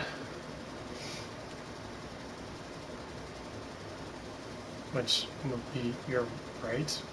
Whatever. Shut up. Anyway. Okay, I don't know. This has been one of those days where I'm just like, sometimes I get really bored of stuff. Maybe because I'm overly hyperly, maybe because I'm overly caffeinated, which is why I'm not drinking any more of that stuff as of right now. Doesn't say I'm overly caffeinated right now. This is still just talks. I think of something to talk about. Oh yeah, let's still continue to talk about work and that. What's going on with work. So like when I was talking to one of the girls up there, she's a manager up there, and that I've known her. Well, she's one of the manager's daughter, and that she's a manager too. So they're both managers, but they're like mother daughter type thing. And like, honestly, she's a very attractive looking woman. I like like when I was kind of being flirtatious with her and that That's like, she forgot that she had a boyfriend for a moment, I guess. I don't know what happened, but anyway. She's very smiley. She has a very adorable, cute face in that. She's very, very cute when she smiles in that. And like, she's you know, she never said that she said that she had a boyfriend that, but it's kind of weird. Here's how it goes down. When you're young and that, and you're just dating guys and you don't know what you actually want. Because one of the things I talk about with her is like, I was waiting for the one last person. I'm done. That's it. I want one person, done, live forever with. I mean, if interactions do happen that and you end up breaking up in that, then by all means. But like, I don't want to be on the dating thing all the time. Like, some people do that. You know why people do that? To figure out why people date. They never get caught up in this. Because a lot of times, the woman doesn't need support from the man, and the man doesn't need support from the woman. So, as in like money and that, if you have your own basic support on yourself, you don't need each other for that thing. That's why people don't really stay together. They stay together based upon the likes, why they like that person. Back then it wasn't like that. Back then, normally you do it because it's survival. Women dial up, make up on that. They'll work on that, They'll do their job in that. They'll do their, what they call girl jobs and that. They'll waitress. They'll be like, hostesses. They'll do the basic stuff they do, like, cash register people and that, stuff like that. And then, or like bank tellers and stuff like that. You never see a lot of guy bank. Basically, what it is, they deal with numbers. They deal with more mathematical shit. So, that's just how it is. Even as of today, it's still similar, but those other things that, internet definitely made it a lot easier than that, because girls can go on Instagram and that actually make money off Instagram. They can put things behind paywalls and people will buy it. And people want to see that hot picture of you. Oh, they'll spend $5 a month. $5 a month. $5. That is what it is. It's still the same thing. It's just in a different bracket. So, like, when women see that, they're saying, like, I'm getting ahead, but you're only getting ahead because of the man.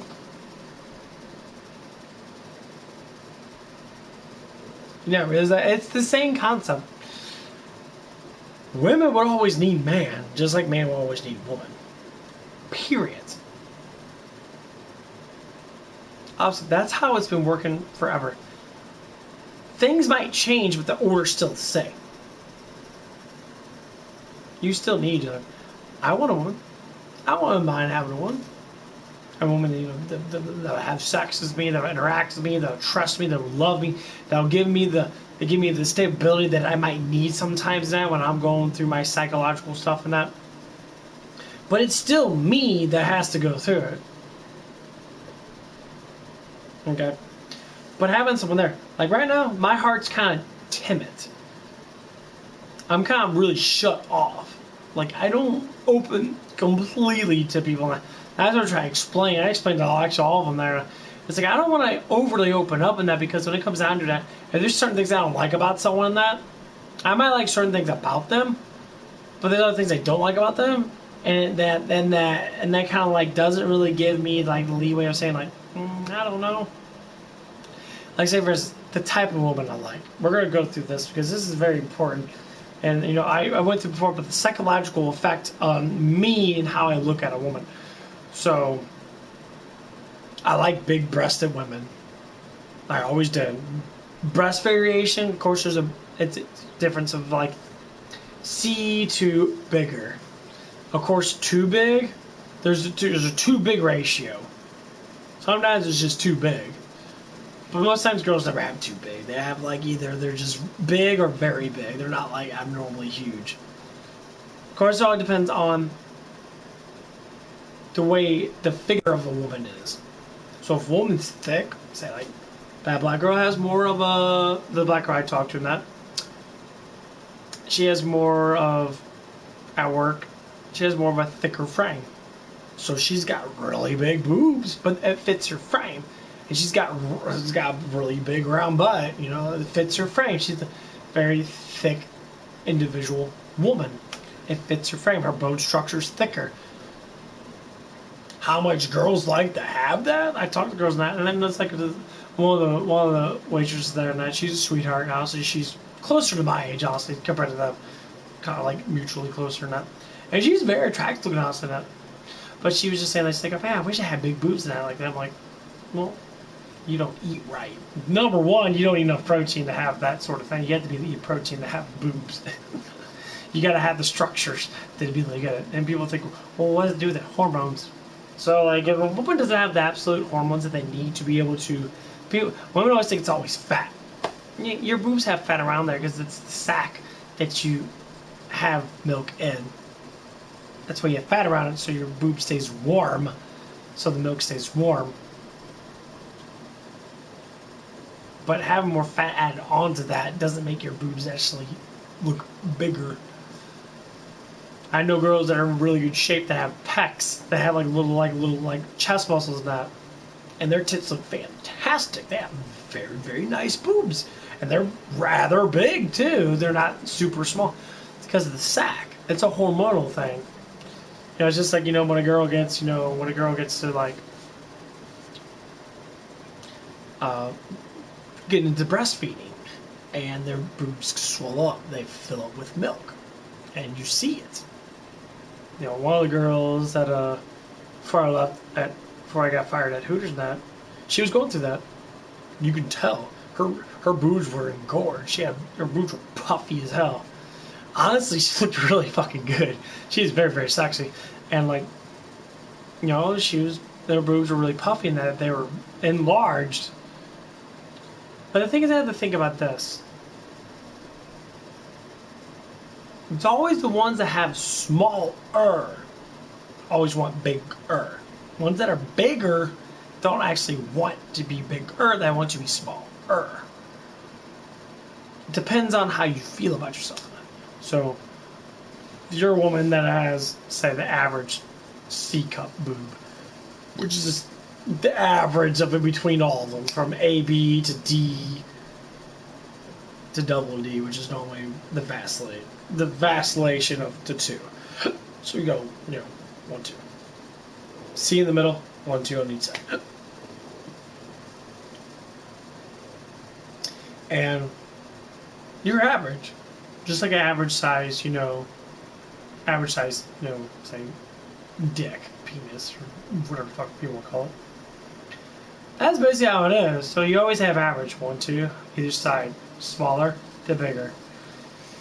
And obviously the percentages are very, very, small on both sides, because that's why there's an average base. It's an average base. But also, it always very well just depends. So, like, if a woman's more or less likely being very structurally sound about how the way they look, and I'll tell them straight up. There's two sides of the coin, right? You know what both sides are? I know a lot of men know this, and some women know this. That's why they call it a boob-butt ratio. That's what men call it. We like looking at girls' butts, and we're looking at their boobs. They were the two most ironically sexy things on a woman that more or less guide a guy to wanting to get closer to that woman. So, either or. Sometimes both. Variations. Same thing with a woman. When a woman looks at a guy, look at a guy. You're thick. I got big arms. I got big arms. My chest ratio, my shoulder ratio's thicker. It's elongated. It shows that I have power. It shows that I can handle myself against another man. Survivability. Of course, when you're talking about just sexual stuff and that's the basis of it. Like, women always want to be skinny. Not necessarily men. That's the biggest thing. But this is one of the things that they talk about. I was running through YouTube shorts and it was just powerful or something. And they were saying this, and this is the funny thing about it, is they were saying there was a ratio on date sites And they always do the ratio of date sites. It says it's like 80% of men on date sites are not actually attractive. They don't have the quality to pick up women in that. Like, because it's on a fucking date site. Like, you're an idiot. You think attractive looking man like me will go on a date site? I get hit on all the damn time. You know what's from? Not attractive women. Women I'm not actually attracted to. It's unattractive women. To me, to my eye. It's only women that are obese, women that are fat, women that, I don't feel like I'm attracted to them. It's just how it is. It's not, they're not saying I wouldn't date. They're not saying that they're not beautiful, but I'm not sexually engorged with them. Just not. Boo-hoo all they want. People always do that fucking shit. But I don't want to be with someone sexually if I can't see them as being sexual. So I'm like, okay, well, it kind of goes hand in hand. So, well, guys, most guys are like, okay, that's a complete farce fucking lie. I think it's more or less like everything's only like pretty much half and half, but the half of that percentage depends on the man itself, depends on the woman itself. So you can't say, oh, blah, blah, blah. They always say that, because there was a woman talking about that, and she says there's like a huge chance there's a lot more attractive women on date sites than there is men. I said, you're a fucking idiot. There's a shit ton of women that are desperate and not as attractive, that are on there. Like, date sites are good. Don't get me wrong. One of the girls I met, which I, honestly, I wish I could be with, she was very sexy. That's what I tell people. I don't have any trouble picking up someone. It's just a matter of fact if I want to or not. If I find someone that I'm attracted to, and I'm sitting there, and I'm just like, okay, who am I attracted to? If I see a girl with big breasts, big boobs, or whatever, I'm gonna fall in that attraction line instantaneously. Because I like big boobs. I've always did, But then the variation of other things matter too. So the quality of a girl is that's all she has is big boobs, and she says she has a great personality in that. But like we go from pointer to pointer to pointer. That's how I do it. Period. Face, boob, butt, skinniness, hip size, the portion of how thick your butt is, that facial structure and that. That's potentially what everybody goes for.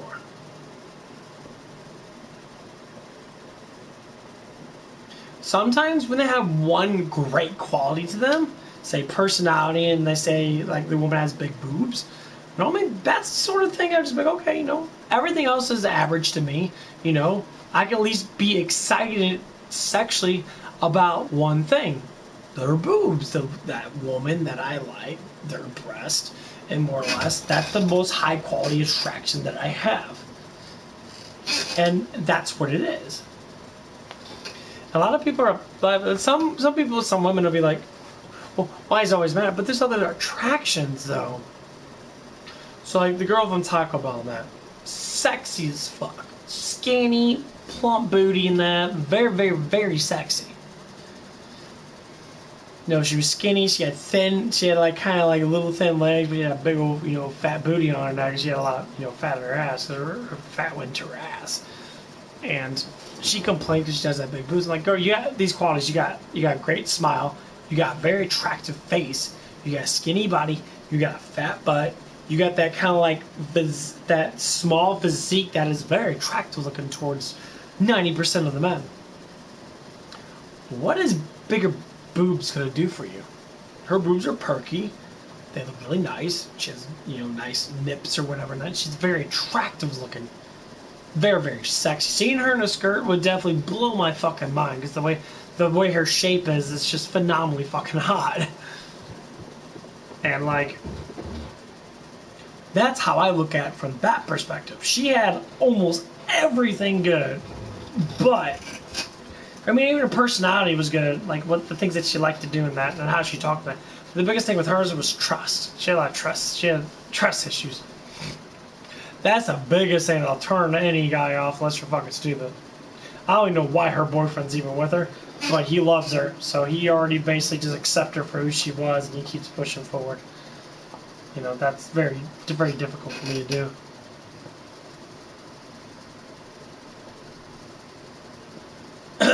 But like, that's just how it is. So like, most of the girls I talk to say, "We'll go through the girls at Hooters and that." Just research. Don't do good old stuff. It's educational because it's how I work. You can deal with it or go fuck yourself. I don't care. All the girls there, I was attracted to at one point. Fully, just like I first came in, I'm like, that girl's really attractive. Blah blah blah. But as I got to know the girls, and as I got interacted with them for a long period of time, and that the window kind of closed in on who was actually the one I actually wanted to get close to. And one of the ones, I would have to say, and honestly, if she was single, I'd go for it instantaneously. And she's one of the newer girls that came in, let's say about, I think it was like, maybe like 3 weeks or a month before I got fired. And that. She was a sweetheart. Very, very sexy looking. She had a nice little boob butt ratio and that. Very pretty in the face and that. The thing is, her personality was positive. She was always happy. She was always very expressive. And one thing that she did, one day she called me, first thing first, she complimented me. She says, "You're one of the better cooks back there because you're really nice and you give me what I want and that." And I said, thank you and that. And I called her very sexy and that. She came in with a bikini on that, like a little like bikini top and that. I said, "Damn girl, you look really sexy," and that. She kind of like rolled her eyes and that lots of times. And she was. But the reason why I would ever stated anything like that, because she was interacting with me. One of the other girls there was interacting with me, but she was doing it for her own personal attention. It wasn't because she wanted me to make me happy, it's because she wanted to make herself happy. Equal exchange of attraction. Equal exchange of like personality, that equal exchange of complimenting. So if a woman just likes to be complimented a lot, but they don't like to compliment, say, a man, that's an issue. That means you're attentionated, and that's all you care for. That's what makes you feel better.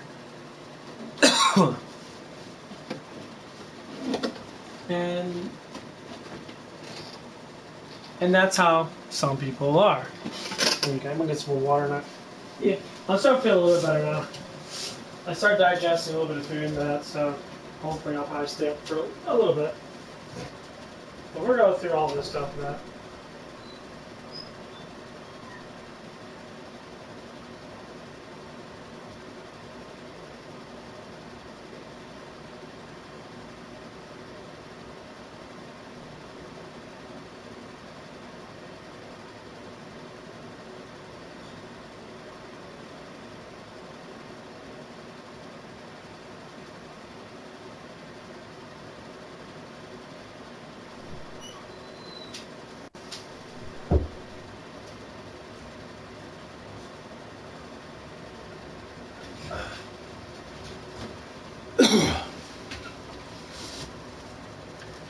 But anywho, oh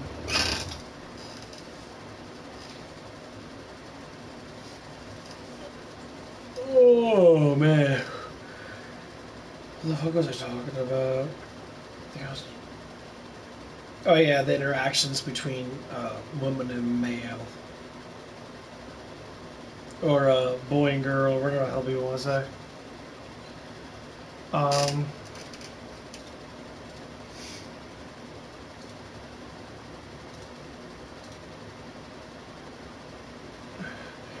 But yeah, and that's like the basis of it is when what I call it the genetic eye of attraction. So basically, what I kind of just made this stuff up and that, but it does make perfect sense though when you actually like look at it in this very small detail and say like you're attracted to things because you're genetically prone to be attracted to it.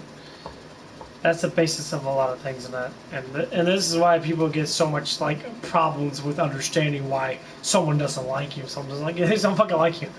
Interactions could be because of your personality. That I get shut off a lot because of my personality. And honestly, and I'm very bold in that. So it's like, how can I do that without being so bold and saying things that are on my mind? Be a charmer. Say the select words that actually do emotionally affect someone. Everybody. Attraction. So we're going to go through this date guru shit, because there's a lot of them on YouTube and that. They do for the fucking money, honestly. They don't actually try to actually pull in actual... They pull in actual knowledge, but they put their own spin on that. And they say... I've seen the commercials of this one girl. She's like, I'll be your wingman or wingwoman or whatever it is. You want this attractive girl? This attractive girl? I see attractive girls everywhere. I don't even try at all to get a woman to like me.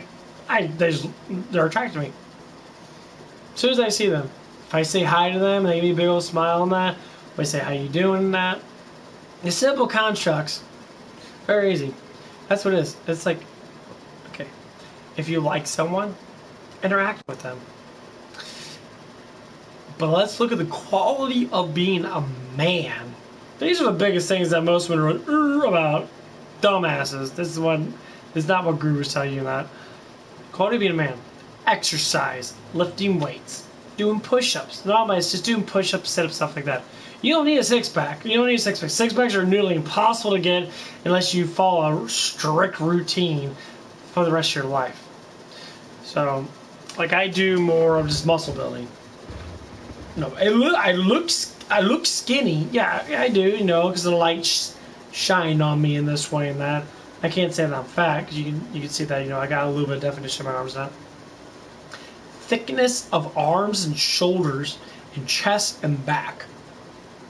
And glutes. Them are the muscles that most women attract to way more than anything else. Not all of them do, but a lot of them do. So if you do a lot of bench press in that, then say you got the physique in that. I mean, obviously I don't have a big chest now. My chest is rather small.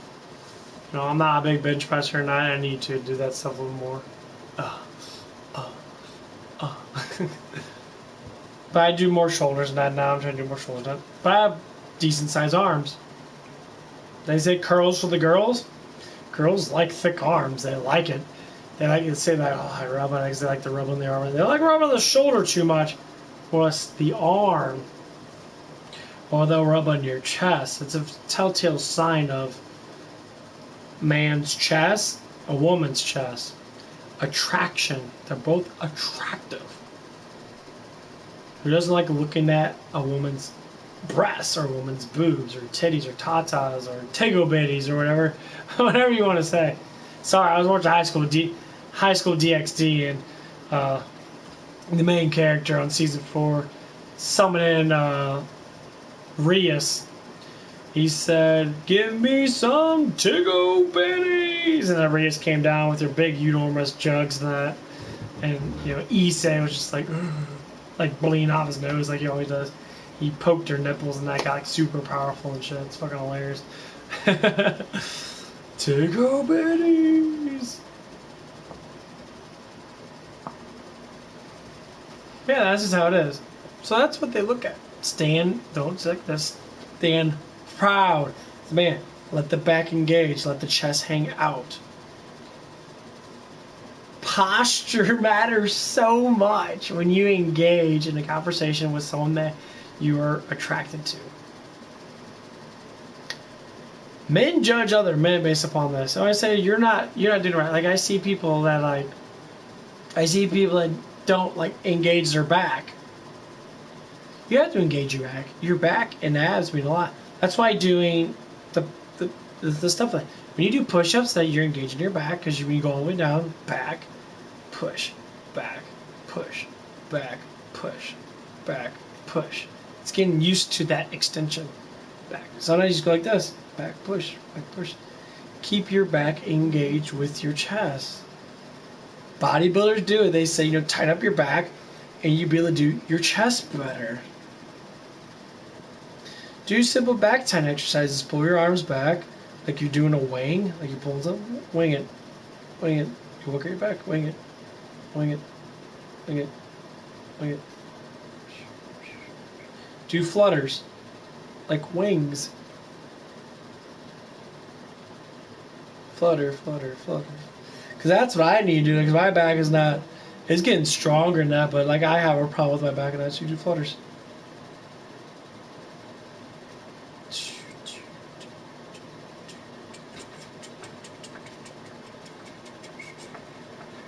It works really good. That's why I have this on my neck, because my back is actually like, my back wants to sway, I have to pull it back. See, they don't teach you this in school. They never will. They never teach you posture.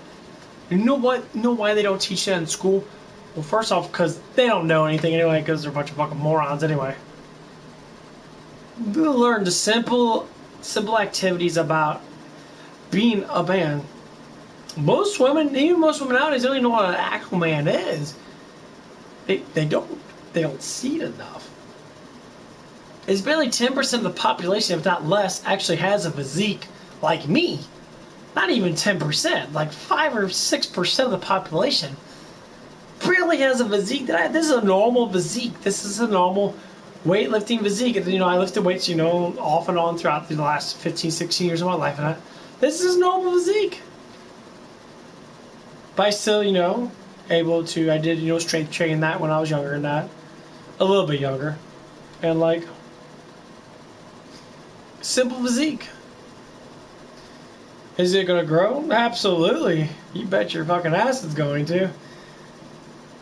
That's why you got supplements, pre-workouts, help you grow.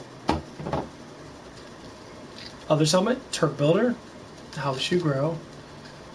You got your amino shakes, amino, proteins and that, all the stuff that you need to grow. And also, lifting. Recovery is 90% of muscle growth. And that is the hardest thing to learn because it is 90% of the 10%. Say 5%, well, pre-workout and all that stuff is part of recovery. But 10% is just lifting. And you can sit there and go shoulders. 1, 2, 3. See? I can do that right now. Let's get some plates. I feel pretty good today. Let's do this. Let's do some back and shoulders today. You see there? Hey, right now. We'll go. 1, 2, 3, 4, 5, 6, 7, 8, 9, 10. You always want to do it until it burns. No one likes to get there. You always want to do it until it burns. That's why I was warming up my back, actually. You do it till it burns. Something's gonna burn. So you don't want to split your muscle fibers too quick. It's sort of a slow approach.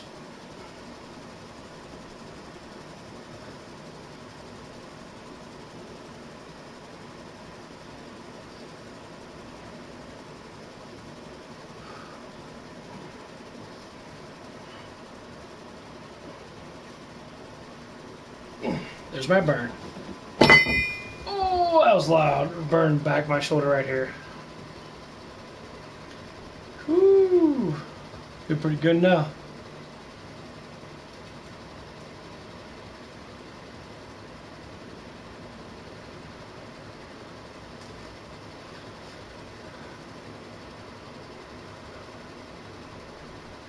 Itchy.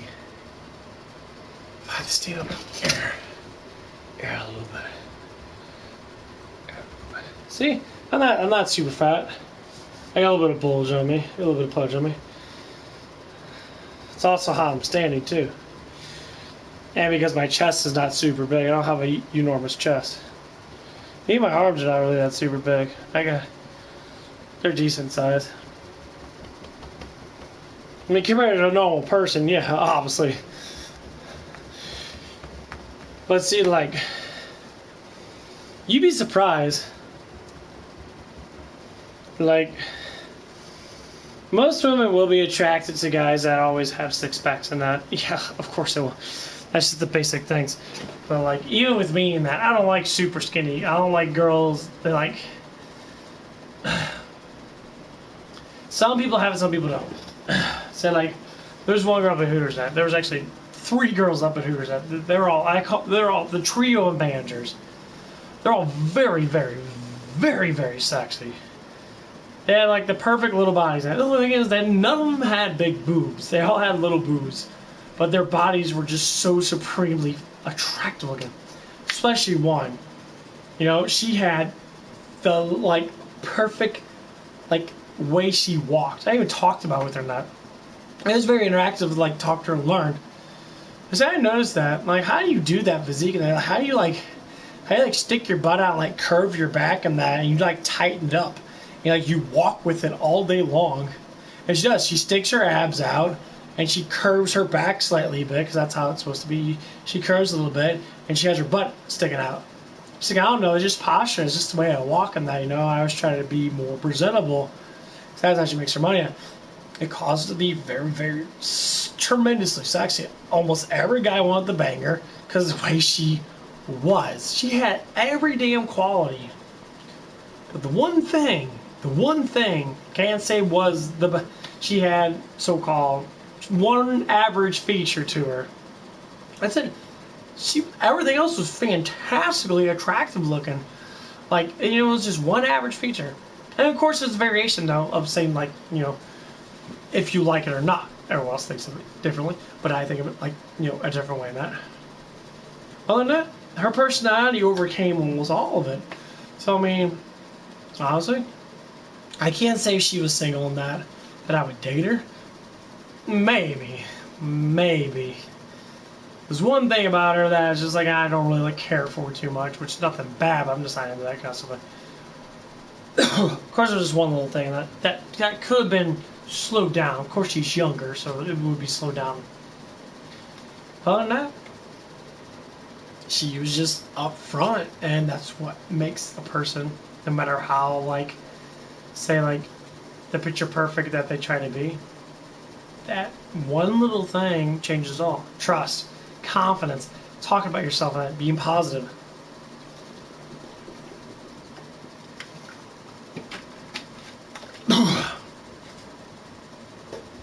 Confidence is one of them. 100%. With lack of confidence, it's very, very difficult to like someone. And normally it's the trustworthiness. So I'll put it to myself. I have issues with trust.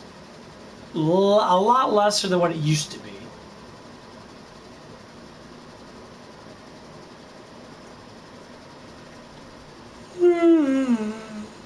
Oh, okay, we're getting to that point almost wearing off. So,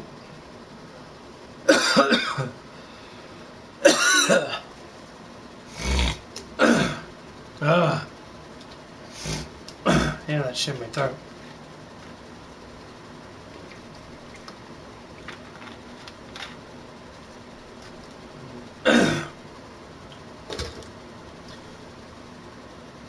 But it was always like that. It was always that, like...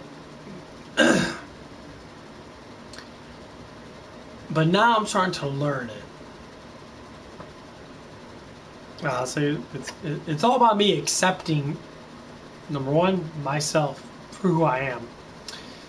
And I'm getting to a really, really close point of realizing that. See, now I'm throwing out the charm that I have. I'm training myself again to be what I used to be without the depression, without the other stuff. So I already reworked myself to be not like I used to be, but I'm starting to bring back the good for what I used to be and bringing it back. I'm a charmer. I have it in me. But I don't like to engage it. I don't like to open myself to it. When I get too close to someone that, I tend to like not do it at all. So the continuous thing I'm trying to do is be like, everyone deserves love. Do the every love thing. I don't mind being flirtatious, but I'm not going to push it. I don't want to push it too far to where if I am with someone, I don't want it to be like, okay, what do I like about that person and what are the things that I can do to interact with them relationship-wise. So number one, of course, it's going to be sexual interaction. And it comes down to, I could be sexual attraction to someone and still not want to be in a relationship with them. That's not good. That's not what I want. That's not good at all, because look at all the ins and outs, look at every little stuff in that. So sexual interaction is always going to be the first thing everybody thinks of. You know, and then you got, you know, the entertainment interaction, you know, how can I entertain myself with this person? That, you know, what do we like to watch, what we like to do, or the things they like to do, or the things they like to watch. So I kind of like bring everything together. Now the third one is, you know, the personality trait. What do they like to think about compared to what I like to think about? And then of course you got, you know, the intelligence trait, which is education. What are the things that they know that I don't know, that you know, that they don't know that I do know? So you always do come together, learning together. That's always the interactions that I tend to like to make. And of course you got the third one, that's just basic, you know, like simple common sense things. Is that person something that I can, you know, have common sense with? Are they confident? Do they have something with them that I can enjoy with a simple conversation? That, you know, of course, has to do with, you know, education and things that they like and that. But confidence is a huge thing. And so it basically comes down to trust. Can I trust that person? No one ever thinks about all the stuff in that. They go from sexual interaction to love. They're missing like all the other stuff, and they engage all this stuff as they go along. But you can engage all that stuff before you even date the person. Honestly, you can engage that stuff on going on a couple of dates with that person. You can engage that stuff before you get into a full-fledged relationship with them. You know, not just go out with them like, oh, you're really hot, and, you know, be on your way. That's not how it works. At least, I don't think it does. You always go by the steps. Always, always, always, always. You always got to do it no matter what. So it's like, first sign of attraction is always sexual attraction. Always, always, always, fucking always. Always. You're always gonna go by that. Unless you're just a gold digger, then obviously you just go by money now. But you're training yourself to be like that. A natural way that a human works is through attraction first. And people say, well, that's not technically true. No, that's 100% true. You deny it because more or less likely you don't have what you don't think you're attractive looking. Attraction always works through that means of sexual attraction. So if I'm sexually attracted to someone else, I'm gonna get boost of hormones. I'm gonna get excited a lot easier. I'm gonna be able to perform a lot easier, and I'll be able to go through constructs of being more pleasure easier because I'm sexually attracted to them. Same thing with the woman that, especially if you like, say like if you like talk to a person and you're like turned on by them, and you go home and you masturbate to them, and that educational. This is educational. This is what people do. Guys deny it a lot. Shut the fuck up. Yeah, you do, you prick. I'm a man. I know I do, and I'm more manly than you are, so I get very attractive women attracted to me. That's probably why I do masturbate, part of it, but at least when I was younger. Nowadays, I'm a little picky on like what I do, because I hate engaging that way, because it gets me. Because what happens is if you enclose those feelings, so to speak, because you're projecting feelings to get that duty done, get the masturbation done. But once you do that, you can tell that it's different. You feel different because you're performing mental sexual interaction with that person without actually having sex with them. So you're mentally getting yourself prepared for the real thing, but you're already going through the expectation of that. That's why masturbation is so good. So before you, as a man, before you do anything with the person that you really like in that, you know, you can date them that and talk to them, interact with them. Don't have sex with them right away. Masturbate to them. Same thing with the girl in that, you know. Do masturbating sessions. Explore slowly through the breaking points of the relationship. And masturbation is always one of them. So that's like the first thing a lot of girls like to interact with me in that. If I got closer, it'd be nothing but pictures. Oh, pictures, but boob picture, butt picture, pussy picture. They'd be throwing pictures at me. I'm like, God damn, I'm like, chill out. I mean, I like it, but like, trust me, it happens a lot. A lot more than I expect that happen to that. Or they'll go on cam with me and be like, oh, don't you like me? And then I shake their boobs at me and then the camera, and I'm like, yeah, this is how it is nowadays. I don't do that with every guy. It's normally just with me. The other guys, obviously, but you know, I get pinpointed a lot. And I don't want that like that. You know, like with me, I just want a conversation. And I want to be able to talk and interact with them and that. I mean, don't get me wrong, it would be nice. But like, I have my fear, you know, like hopefully the girl's on birth control, number one. I would definitely want the woman to be on birth control because, you know, how much it would be for me to get a girl pregnant, I don't want that. That's the big fear factor of me right now.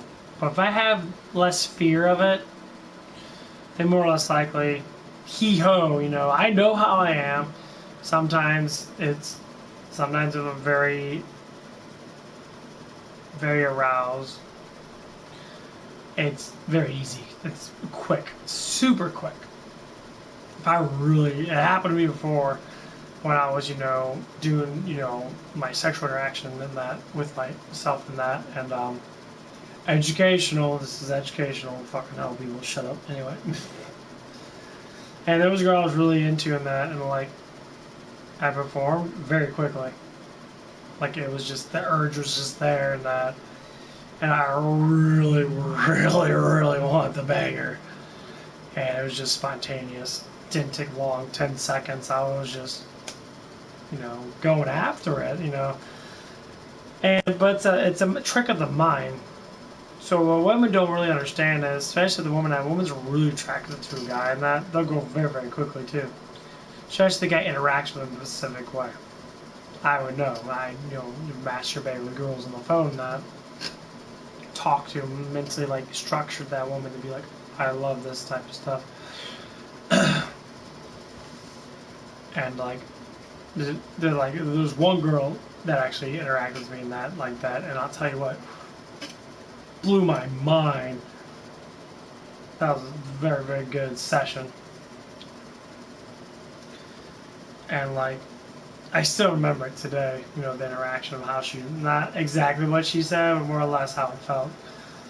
And that's when you know that it was good. It's like, that was really good. And that's the interaction you want to have. Like, you always remember, if it's sexual interactions, you always remember how great it was.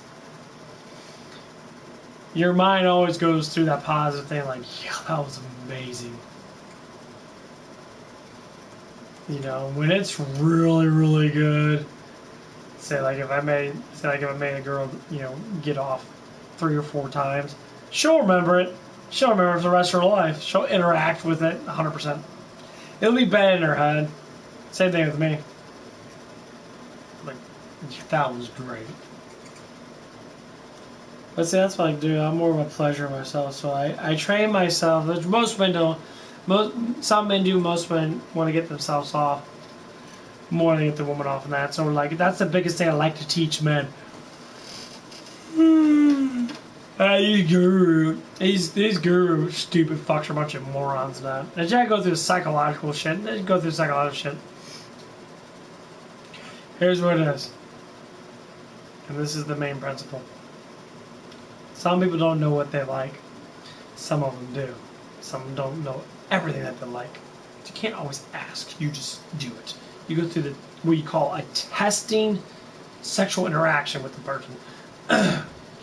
So, what's the most sensitive part of, say, a woman, for instance? Of course, you always say the clitoris or the pussy, blah, blah, blah, nipples and that. There's so many sensitive parts of everybody. It's ridiculous. This is the one main thing that I like to engage. This is an emotional transaction. Chest rub. If a woman took her hand and rubbed on my chest, I get excited. Like, I would be full blown excited, but the tension would go higher. If she said, hey, I like you, or hey, how are you doing? Like, rub on my chest. It would show enormous amount of excitement. A simple touch, that's what it is.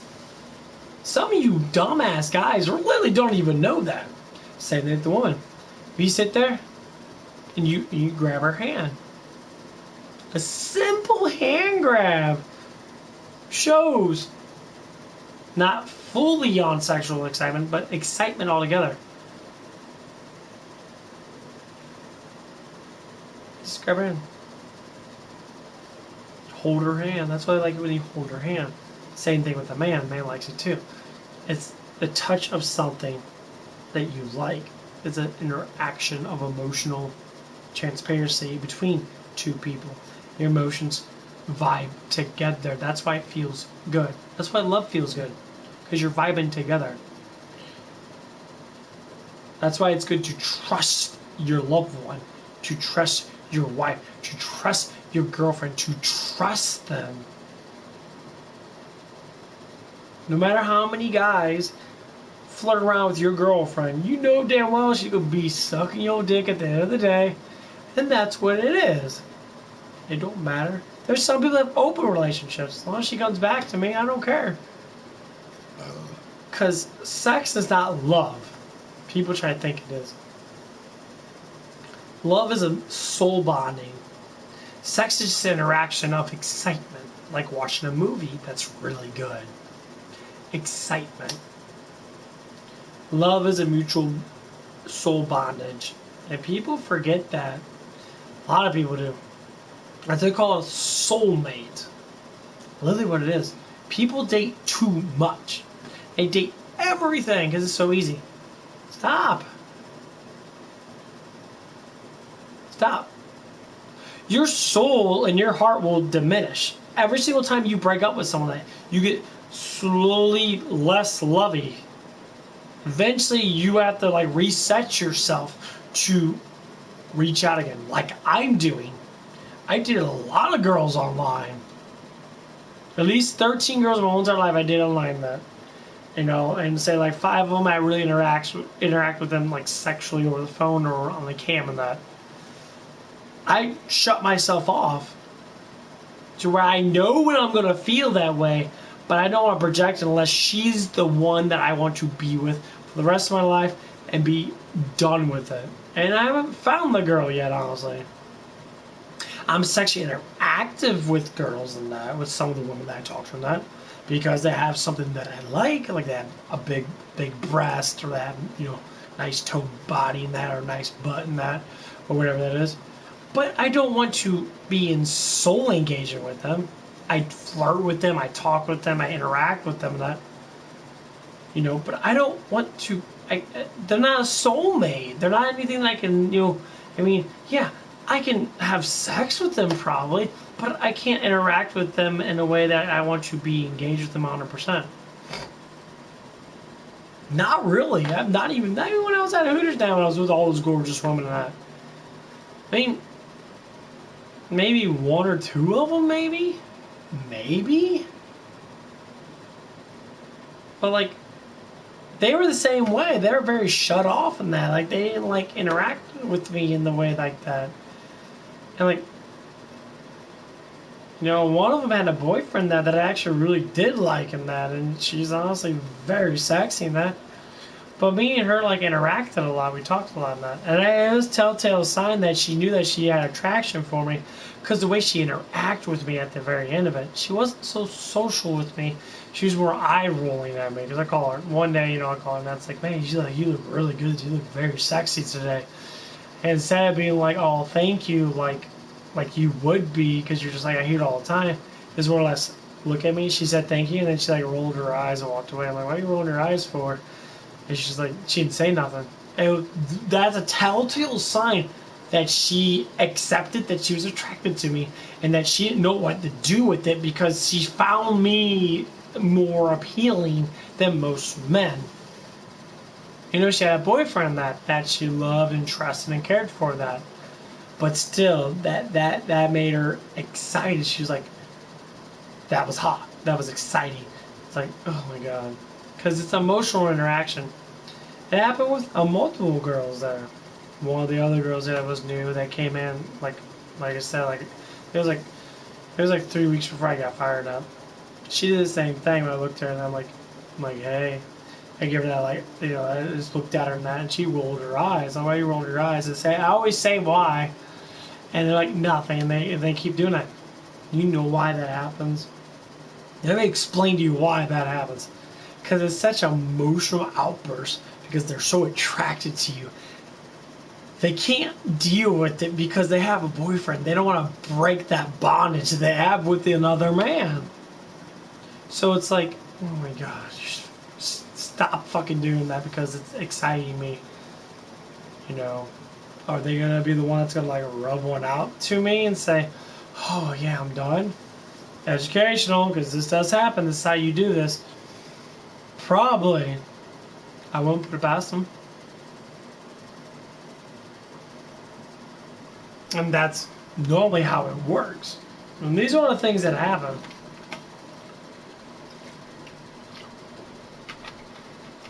It's like when a woman fails to say that I'm not attractive looking. They say that, oh, I'm not attracted to you. I said, please, that's ridiculous. I said, when you look at, I always say, when you look at your boyfriend, look at me. Who's more attractive looking? And just attraction. Nothing else. They won't say nothing. Like, well, they like pause.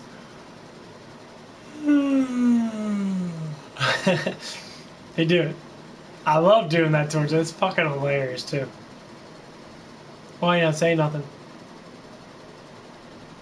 There's nothing to say. I'm like, okay. It's a guy I already know. It's like, it's very obvious that you choose me over that for just purely attraction. And then they're like, the whole like toss their chin up in the air type stuff. I think it's very adorable.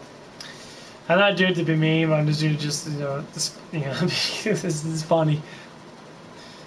It's funny how much stuff that person can get away with is because they have better looks. That's just stupid.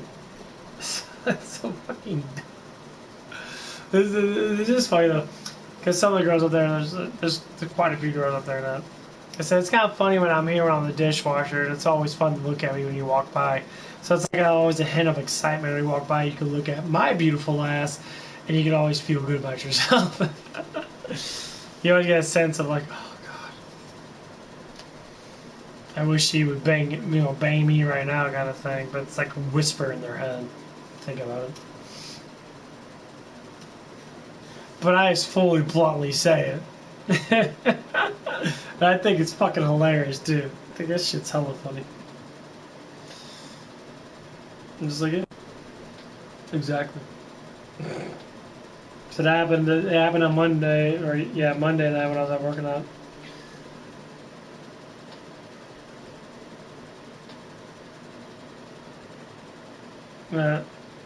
But it's more a lovey type way. I don't like to. I hate to like push something on someone that they're gonna be like uncomfortable about. You know, something most times I do, but now I'm learning to pull back and look at from the very small perspective. What do people like the most? Affection. What's affection? Attraction. You look good today. Your hair looks good today. Notification. Notification of something new is a huge pointer of that woman got their hair cut. Why did they get the haircut? The woman styled their hair. Because it probably styled because of you. You want to know how you get into a girl's pants? Gurus, obviously, I can only make one video about this, not a whole fucking 10-year plan to make money off your ass. You know what it is? Notification. Notice them. Simple factors. Because a woman doesn't necessarily be more flirtatious towards you as say you be flirtatious towards them. They'll show flirtatious in a very softer way than a man does. This is how it normally is. I don't really like it too much. I'd have a woman come up to me and say, yeah, it's like, you're a sexy beast. I'd be like, that sounds pretty hot. And then go from there. And then normally, if they can't handle it, they normally shut down pretty quick. They're like, and that's what happened when I was at Hooters. One of the girls there that I was talking about complimenting. I say, I noticed that guys always compliment you. I said, I don't know why you girls don't compliment us. Me? I don't know why you don't compliment me when I'm the hottest cook back here. I'm the most sexiest man in this place. But I never get any compliments. Why don't you compliment me? That's kind of ignorant, don't you think? That you could be saying, oh, you look really good today. Or even anything. They say, oh, I like your cap. Simplest factors. Why don't people know this stuff? I don't know. They think if you interact like that, you think you have to be with them. No. You're stupid for thinking that, because that's not what it is. You can call someone beautiful, call someone attractive looking, doesn't mean that you actually have to be with them. That's stupid. It means that you like the way they look. That's it. That's it. You emotionally get too involved with words. Stop it. A word is a definition of that word is what it is. Someone's beautiful. What's beautiful? I'm attracted to the way you look. That's beauty. Attraction. Now you could have formed that in many different ways. Sexual attraction, just, like color attraction. If you like someone's color of their shirt and that stuff. Oh, that's a really beautiful shirt. That's really beautiful hair. You like a face in that. It's a really beautiful face. Structure of the face. The shape of the face is beautiful. But people don't understand that they lost track of what beauty actually is. Because, like, nowadays, it's completely different than what it used to be back then.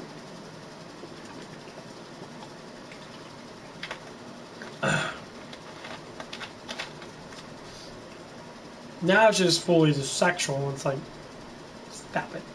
Stop it. Bad. Let's learn this. You ain't gonna learn this in public school.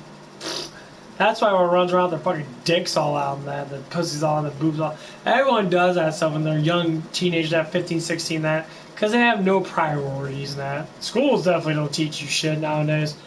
And parents are scared of teaching it. Oh, fuck's sakes. Okay. Number one, parents that don't teach their kids, especially someone that's at the age of like 15, 18 years old, and they don't know anything about sexual interaction, that your parents are fucking morons. You're an idiot. You're just stupid. Why would you not do that? It's a safeguard. You're not gonna safeguard anything, because you know what nature does? I know humankind likes to control nature, at least I try to. Most it's just the lefties, and we all know what that is. Climate change. Ooh. There is one more raindrop than it was last year. Flood. You know how Noah's flood happened? It wasn't because it rained all the damn time. That would make no sense. What was it? Explain to me what it was. I get very intense in this stuff. They made a damn movie on it. It'll literally explain how it happened. It wasn't 40 days and 40 nights. That's how long the flood lasted, was 40 days and 40 nights. Or just 40 days.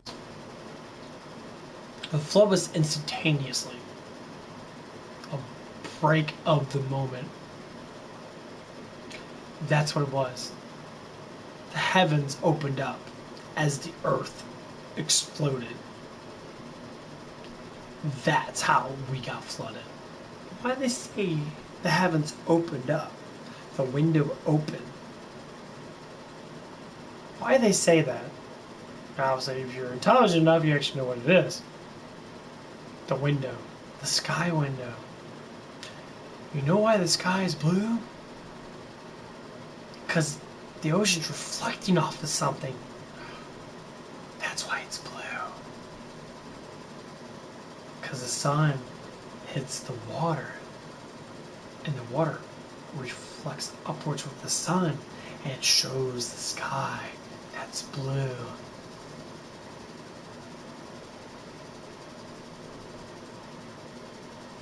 Why? Why does it do that? Because it's glass, you moron. It's a foundation around us. You guys are idiots.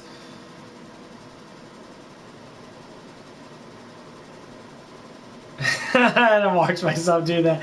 That's just fun. I love doing that little thing. Oh, I kill it. That's why I flex it. People think it's an atmosphere. We do have atmospheres. But the atmosphere has to be contained in something to only be an atmosphere. Duh. It's like,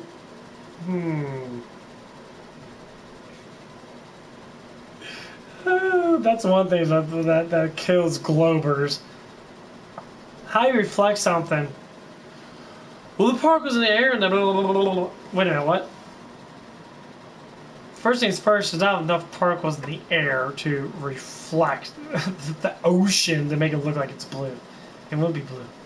I would love to completely understand how the globe system works, because it would be like the biggest, like, fakest crap ever, because not even NASA can explain 99.9% of the shit they spill out. It makes no sense at all. I don't get it.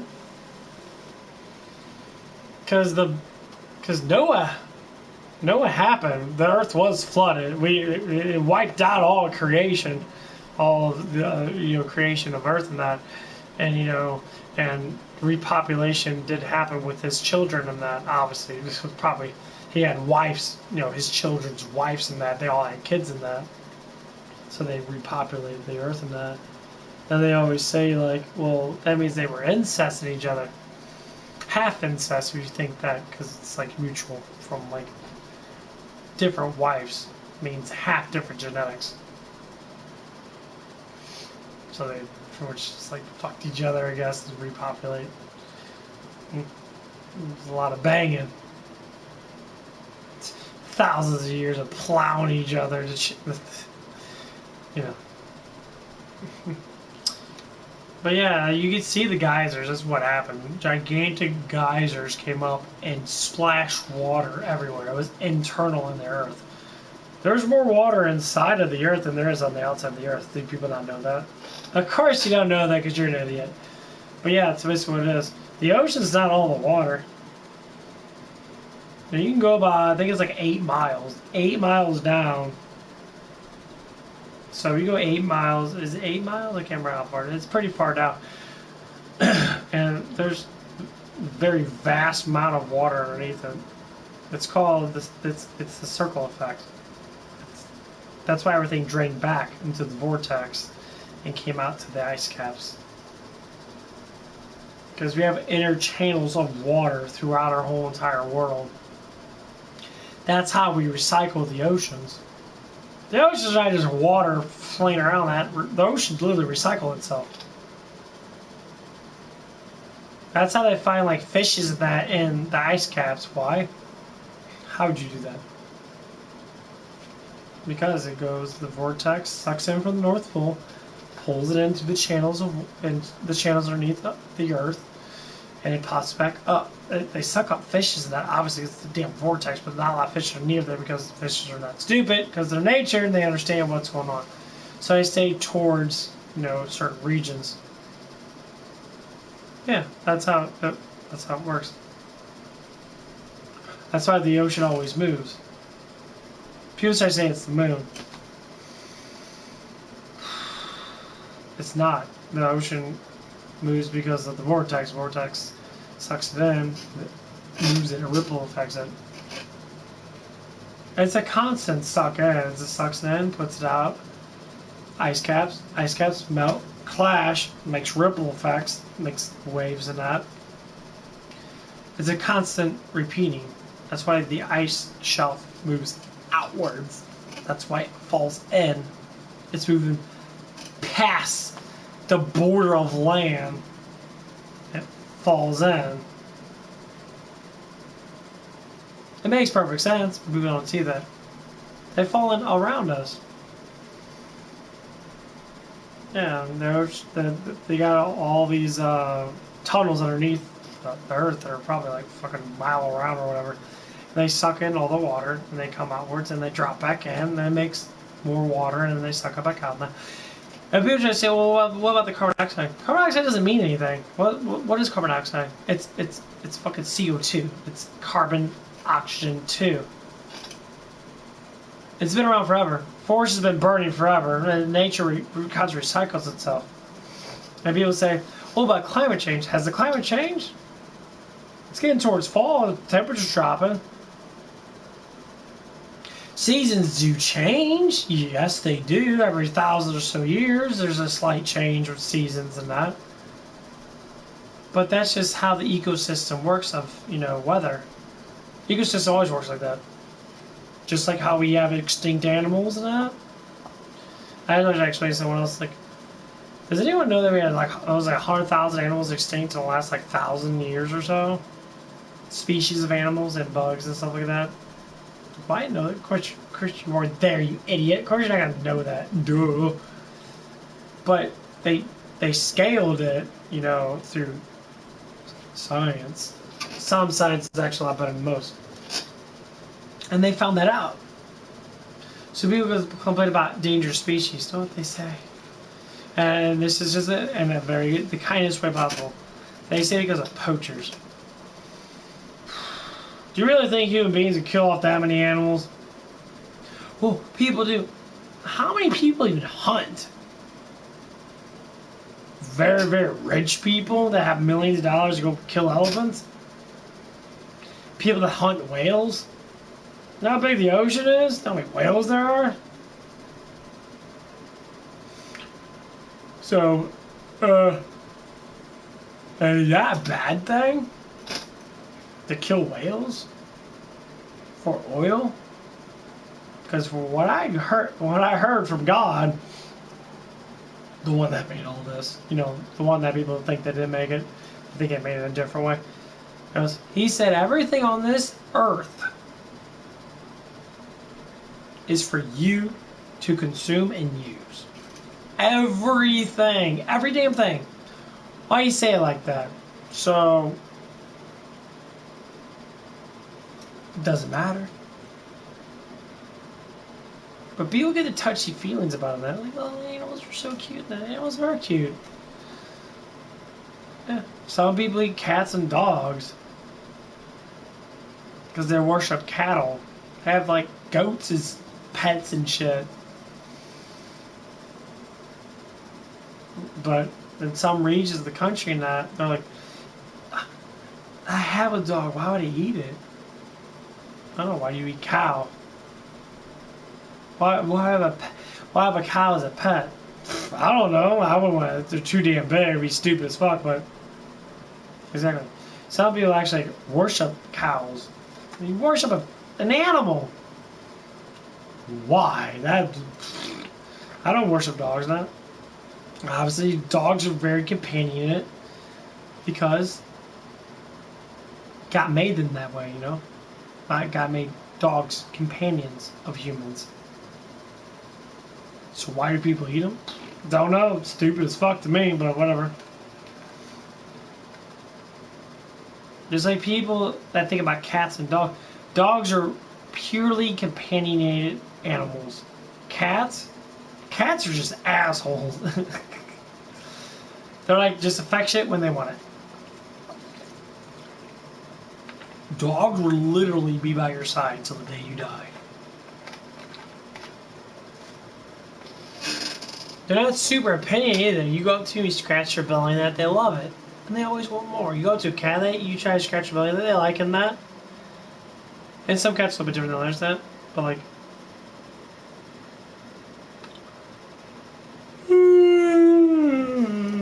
okay. Almost there.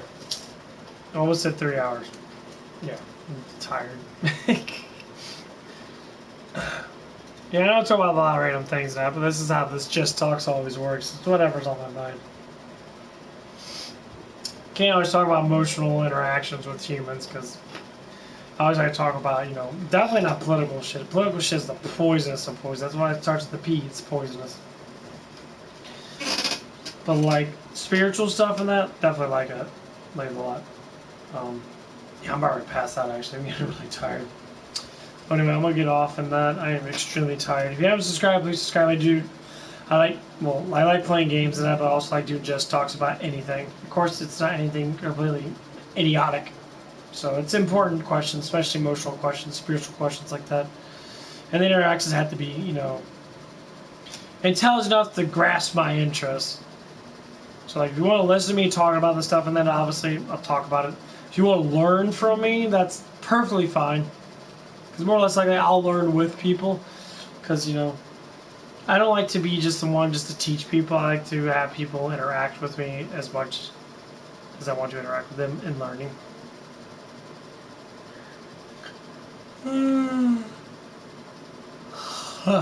Anyway, I'm gonna get going on that. I'm tired. We'll see you guys later. Bye.